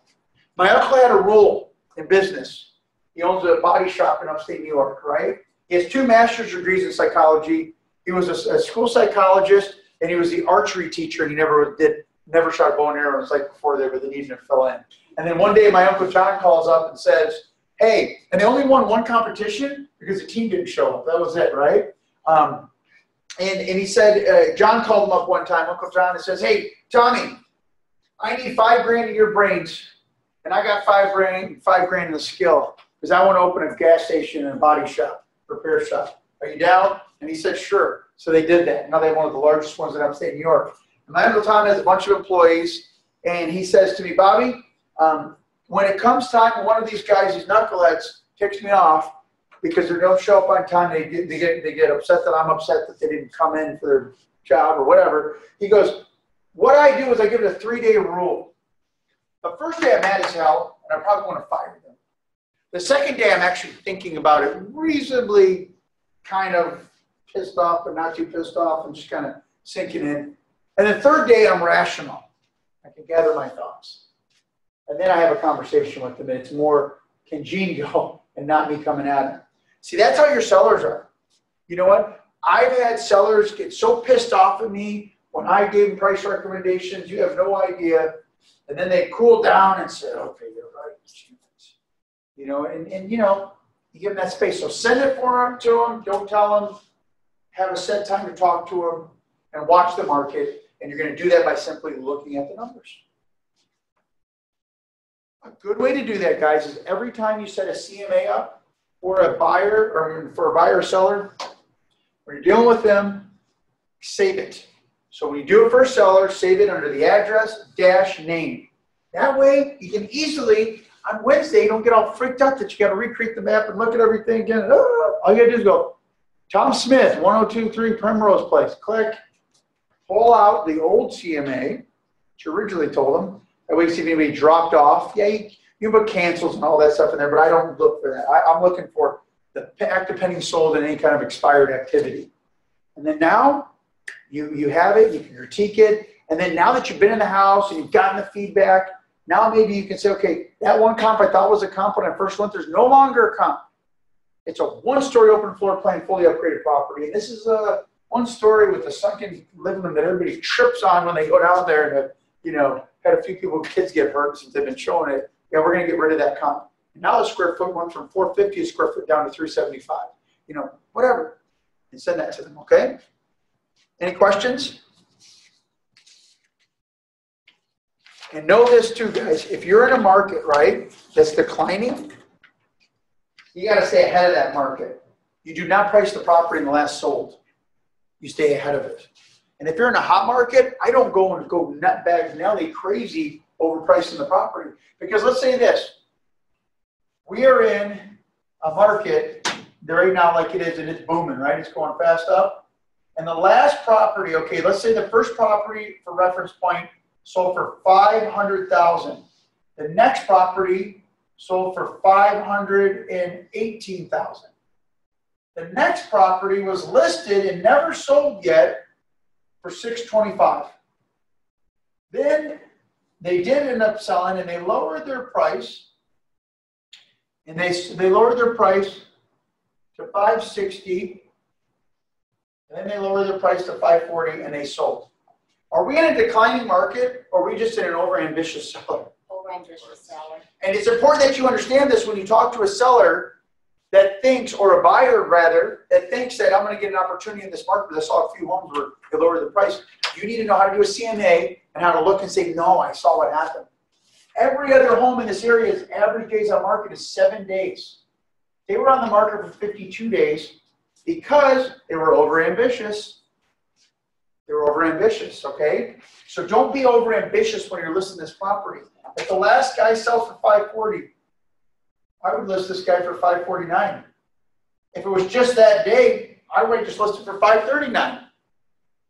Because what we learned back in 2007 to 2009 when all the foreclosures are on the market is that you can never underprice a home. It's better than Christie's auction house in Southern California. If you price a home at $100,000 and that home for $500,000, it will get bid up to $550,000. I saw homes go on the market in the foreclosure days. They were listing them for $350,000, and the last sale in the area was $390,000. I'm like, what's this idiot doing? And this home ends up closing escrow at $405,000. Competition, beating. Everybody's like, I gotta have it. It's too good to be true. And then remember, people make decisions first based on emotions and they rationalize on logic. You get them in there, logically they see it. Now they're like, logical, that's a good deal. Now they get in there and they're emotionally tied up.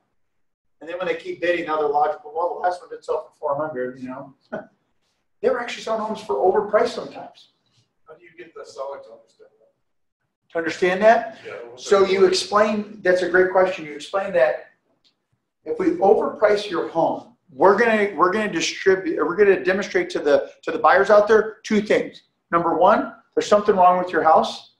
Or number two, you're unmotivated or unrealistic or totally out of touch with the market. Now, I don't know about you, but I don't think that's a strong way to lead a marketing plan Do you?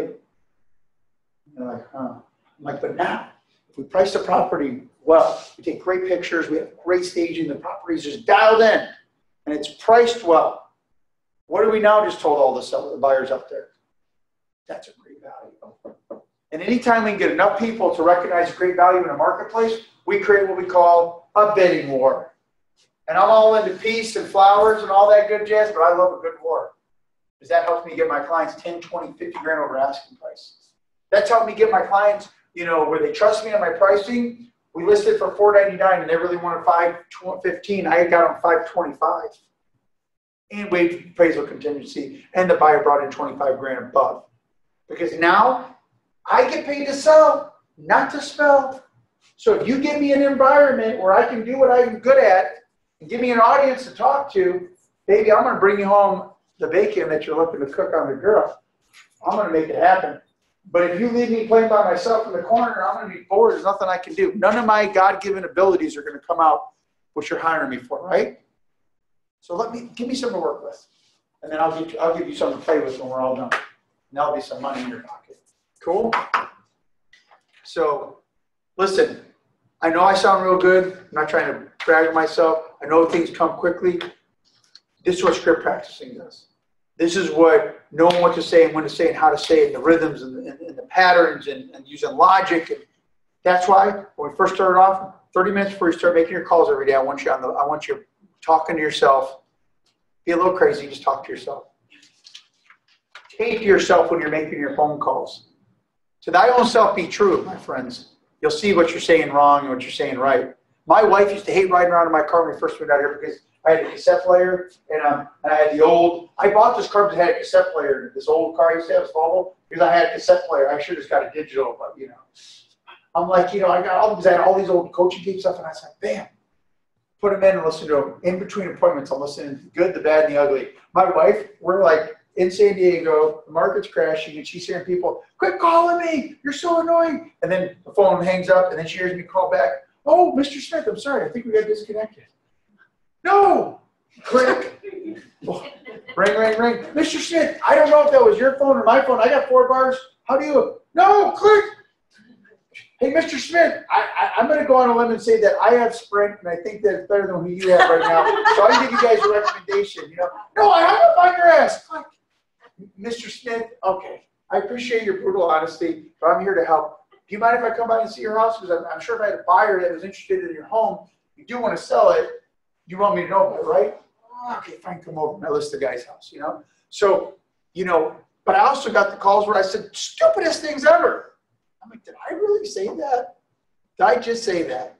Okay, you retard, you dummy, you can't say that kind of stuff. Sorry, that's not PC. That's from being an old New York boy. I'm like, you can't say that kind of stuff on the phone. And I critique it, and I critique it, and I critique it, you know?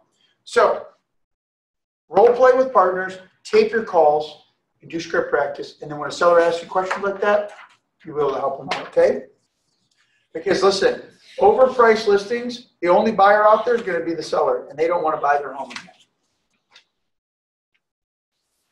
So before I leave this point, we understand in an upscale market that's moving up, we priced it at the last one or a little bit higher. On a market that's going down, if the last sale was 500, you're going to want to mark this puppy at 497, 495, and how bad, if it's really bad, 490, you got to stay ahead of the market. People that chased the market down when the market was bad lost tens of thousands of dollars. Tens of thousands. And if you have a home, a do-it-themselfer seller, listen, one of the worst things they can do is have someone spend 3 months on a project because they're trying to save $1,000 when the market's declining. The one guy that I helped move to Montana, he lost about $40,000 because he wanted to save $3,000 on a bathroom. I never had the heart to tell him that. I wasn't going to rub that in his face, but I kept saying, you want to use my contractor? I can do it for real cheap. No, I want to do it myself. It took him forever and cost him a bunch. Don't be afraid to be professionally honest. Remember I told you up front, I asked people, do I have your permission to be 100% honest? Get that ingrained in your brain. Do I have that permission? Don't ask your wife that. She doesn't want to hear it. Honey, you look a little bit, that dress looks a little tighter than usual. No, she doesn't want to hear that. And don't let her tell you either, right? So if you tell someone what makes them uncomfortable, they feel uncomfortable, there's a reason, because you're telling the truth. And it's a sensitive subject, like, hey, listen, it's not the easiest job in the world, but we're going into their house and telling them little Betty's teeth are crooked. And you're the orthodontist and you have the answer. I got these great, visit braces we can bring in here. Or we can go with the old ones, but you got to go with something. What would you like to do? You want to go with new granite countertops or new tile countertops? Formica has to go. It just looks busted. Like your daughter's grill. No, I'm kidding. Now, talk about the tough issues with them. Talk about market conditions. We're in a declining market. Talk about property condition, features, and location. You're on a busy freeway. You're across the street from a school. The bus stops in front of your house. You live, in a bad location. You know what I mean? Use nice words when saying that, but demographically, you're not positioned as good as the other properties. Can I explain why? Well, you're on the 15 freeway is right next to your house, and I see why you spent $40,000 more on insulation, so you don't have to hear the road noise. But it's going to scare people like the Dickens when they get out of their car and they're remember that old commercial with the tape, the XTX whatever tapes, and they had a guy sitting in a chair and like the speakers are blowing his hair back. It's like it's not really a good selling point. So we're gonna have to adjust the price. Buyer agent feedback. Guys, the number one thing you can do is keep track of all the feedback from every buyer that walks in that house. You got to get that feedback, because then you're going to have an arsenal of information that you're going to be able to use, not against your seller, but for your seller, and it's going to look like this. Mr. Seller, I had this happen in Forest Ranch. Okay, give you a real life experience. In 2010, selling the Holloway's house, we had a family with 6 kids in the home, and they were cute little kids, and they were really well behaved, and they kept it neat. But every light switch felt like peanut butter and jelly, okay? And they were homeschooling the kids there, so it was kind of crammed. The classroom was in there, and now, mind it was a 2,100 square foot home. Yes. So I told Chris, and they had paint color, the crimson paint color, like the red in the sign there, in half the rooms, and the lighting was kind of bad, and on the laminate stairs going up, the molding was coming off. And I said, you got to trust this. He goes, oh no, we're going to list it. I go, okay. I'm just going to say. Tell you up front, I think there might be an issue. No, you don't spend any money. So we put it on the market. They're very difficult to show the property, not because they're trying to be difficult, but can you imagine having 6 kids, 2,100 square foot home, and by the way, they're all underneath the age of like 11, okay? So it was busy in that house. And then they had friends and family stay with them all the time from Utah. It was like, are you serious, man? I can't show your home again because you have your man. Let her give the tour, I don't care. Side note, never have a seller or a renter in the house when you're showing. Would you, Candace, remind me to tell you why not to do that? Okay, when I'm done with this talk. Now, I kept all the data, had them all in the market for 14 days, kept doing price, ask for price, we lowered it. 21 days later, nothing, had the data, and I said, Chris, I'm voting to pull the home off the market. Can I tell you why? Why? I've been sharing this with everybody, but I've analyzed all the data, and you're an engineer, you'll appreciate this. We've had, whatever it was, 18 people come through the house. And out of 18 people, 12 people complained about the lighting. 12 people. You only need one to buy the house. And out of those 12 people, 10 of them complained about the color of the walls. And out of the 6 that didn't complain about the lighting, half of them complained about the wall color. I go, Chris, the buyers are going to buy your home, not you or I.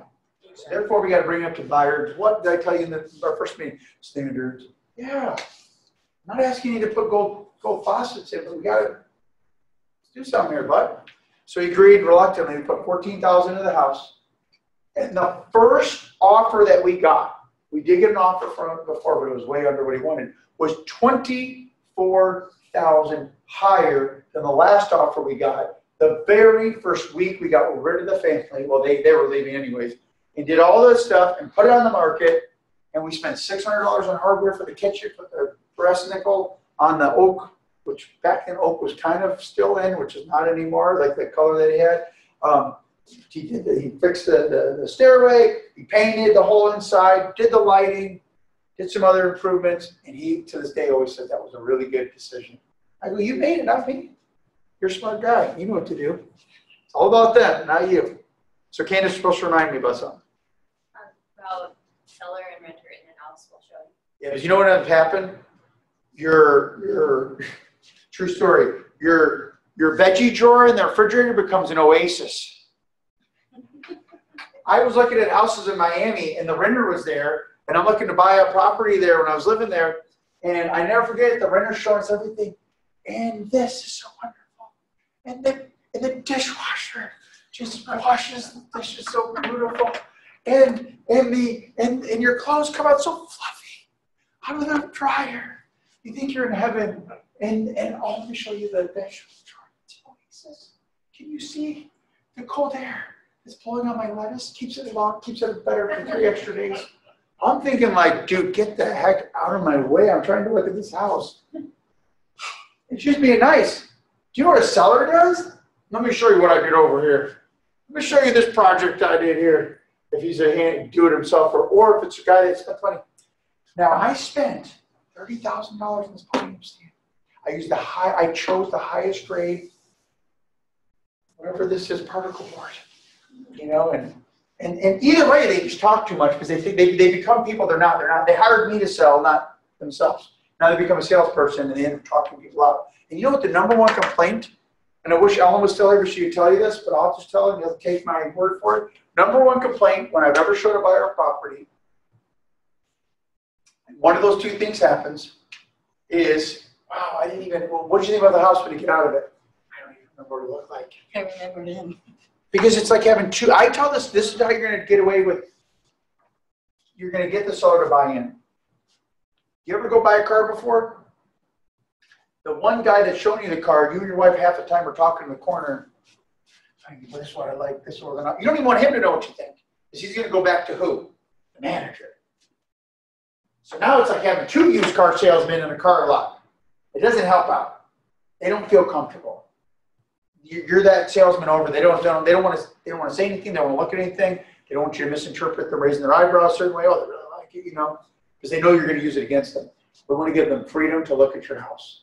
Because also you don't want someone in that frame of mind to write an offer in their home and then come back for the inspection and say, "Oh, time out. Don't even check anything in this house. I didn't realize this was a dump, or I didn't realize that the countertops were like that. I thought because the market's hot, I like this house, but never mind." Give them freedom to look at their house. Get your renter out of there, you know. Be nice to the renters. Treat the renters like they're the owners and they'll treat you well. Treat the renters like they're below here.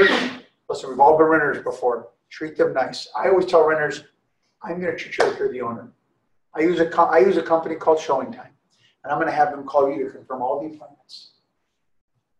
And you can say yay or nay. Fair enough? And can you let you know up front. The more you can let me, the more people I can get in this house right away, the quicker I get it sold for you. The less time you're going to have to open the door. If you let me do what I do right in the first 7 days driving home in escrow, no more than 14 inside 1 month. And within the first 30 days, you only have to open the door 3 or 4 times after that. Inspector, appraiser, walkthrough. Would you help me? Oh, yeah. You just break it down to them, right? So, market condition, property condition, buyer and agent feedback, comparable property sales. These are tough issues. You need to talk about them all. And then I put on there, number 5, just get out of the house. Walk your dogs. And if you have dogs, don't leave your big honking Rottweiler in the garage, like freaking out, or your little Chihuahua, you know, spazzing out, and the little gate that you put up in the kitchen that you don't think that it's going to annoy the seller. It's like, I never forget. I just sold a house this year. And I had to take my buyers into the bedroom and shut the door and go over the property, the property report for the inspection on top of the vanity or the dresser, because the dogs were yapping so loud. Because the sellers put them away for the showings, but then now, oh, you're already in escrow. Put the gate up and let this dog bark. I was getting a headache. I'm like, I cannot deal with that. So tell them, Mr. and Mrs. Seller, when we get your home in escrow, you're going to, every time someone comes in and look at your house, we're best in class. The appraisal, the inspection, the walkthrough. You don't want them to regret. It's like going on a date. And Mrs. Seller, I'm sure you can remember this. The guy picked you up and he had his best outfit on. He looked great. He was just such a gentleman. And then the second date, homeboy comes out with like flip-flops on and ripped jeans. It doesn't open your door. And the bill comes and he looks at you. I got the first one. How do you feel about that guy now? You're breaking up with him. Well, they got 30 days to break up with us. We want to keep on our best behavior at all times. I mean, you're out of the house looks good. Get the lawn cut. If you have landscape, every week they're cutting the damn lawn. I don't care if it's going to cost twice as much, do it. Get it done. Keep it manicured. Because guess what? When they're not looking at your house, they're driving by your house every night, all excited, until they see something they didn't realize. Ew, I didn't realize that that yard was like that. You know, make it look great all the time. All right? Any questions? When you're pricing, do you ever use a range, or do you just use one number? So right now, yeah, I'm going to get into the pricing, and I'll answer that question right now. I use a range a lot of times because, so let me back up. I always use the range when certain websites that I won't mention had ranges shown that no matter where you were in the range, if you were like $399 to $450, they would show, if someone looked at properties 400,000 or under, they would show the $399 house, even though it had top range of $450. But now they're only showing top range. I still do some price variations, but I will say it makes up only about 30% of my listings now, maybe 40% of most. And I'll go with a single price. If I do the range, I'm doing the top of the range, what I really, you know, like at an aggressive price, and the bottom range is bringing people in. It was always designed that way. It was always designed that, and my sellers are like, well, I would never sell it for that price. Well, no, I don't expect you to. But I do understand this, that if you have, for example, a property that is, you know, $500,000, right? Every $25,000 that they step down to, they're getting more for their money. Like there's a big difference between, you know, 500,000 and 550 and what you get, right? There's like 25% difference in maybe bigger yard, better condition, you know? So since I know this, then I want to value range this property. If your target, you know, I want to say, okay, we're going to go 500, and I'm not even going to go 500, I'm going 499, and we're going to have, I'm sorry, the bottom one's over here, and we're going to go to, you know, 449. No less than 479 or 469, you know. But I want to have a spread, and the reason for that is if I know that these people are seeing properties, and when they come and see your property, and your property is head and heels above the last one they saw, now they're going to have a conversation with themselves, and I'll direct this with their agent, and if they have interest, that they thought they were going to buy a home and need to put a little TLC in and get a Home Depot account. And now they can buy a home and just pay an extra couple $100 a month. Because you live in the purchase price, the payment, not the purchase price. And those are justifying that. Those are justifying, I'll pay $400 more a month for that house instead of putting $40,000 into it. They go, we're only going to live here for 5 years, you know, 10 years, you know. We would never, it's just worth it for us, you know. So then I do the value range. Like I just put a home on the market, and I put him on the market at one price just now. Just went on. It was, you know, the one that's in the university. So you just got to kind of see and play where you're at. Another thing you want to think about strategically when you're having a conversation with the seller, and I missed this point last, was, so we're going to tell them 7 to 14 days, right? So now you are setting yourself up for that price reduction, right? This kind of ties into that point, rather. Value range it at a price that gives you a free price reduction. So if it's questionable as the market's moving, booming over there, give it that value range and then adjust it where you really just put the price within the range. I just did that to a property in La Mesa. We sold it for $10,000 more than I thought I was going to sell it for, because when we did the value range, we lowered the price within that range, and we got it sold. We just hit the bottom, and the seller was totally fine with it. So now, CMA, okay? This is what determines the property, okay? Value. We already talked about it. You're going to try to do a comparative market analysis to determine value, but how are we going to do that through comparative market analysis? We're going to go in area, we're going to do conditions, okay? So what I suggest you do is, if this is a unique area neighborhood, maybe it's in, like say, Forest Ranch, you don't just put 92127, because that's going to pull up Westwood, which is not a comparable. Go draw a map in the area within a radius that an appraiser would use, okay? Go with a quarter mile, go in a block radius. Then Use that as the area instead of the zip code. Then you're going to use active pending and sold. Go back first 90 days. Because if you have enough comps in 90 days, the appraiser's not going back 6 months, 90 days. Then go back 6 months from there, okay? And then go, 1 bedroom up and 1 bedroom above, which you have. 1 bath above, 1 bath below, which you have. And then square footage. Rule of thumb, you want to go about 400 square feet down and 400 square feet up, okay? So bigger property and can go up to 1,000 square feet in either direction. Now it's going to give you a good flavor. Also, you're going to go with the lot size. If you're on a 1/4 acre lot, don't compare it to a 4,000 square foot lot and vice versa. So go within a lot range and then see what you find and then keep tweaking it. Now, I'll jump into a little scenario here. You want to have your listing presentation flow. You guys want to make a CMA fit into a presentation that you already have established, that you can rock and roll every time, and that all I have to do is push print, and you print the CMA out, and it should go from, mine works from, this is what we're going to do to sell your home, this is what your home is worth, this is the next sheet, this is what I think we need to do to your house, sign the contract, when we put it on the market, and it flows the same way every single time. So that way, when I do my listing package, I have to change the cover page, change the CMA tabs, and that's it. The references are the same, the marketing examples are the same, everything else is the same in that. Repetition is the mother of all skill, right?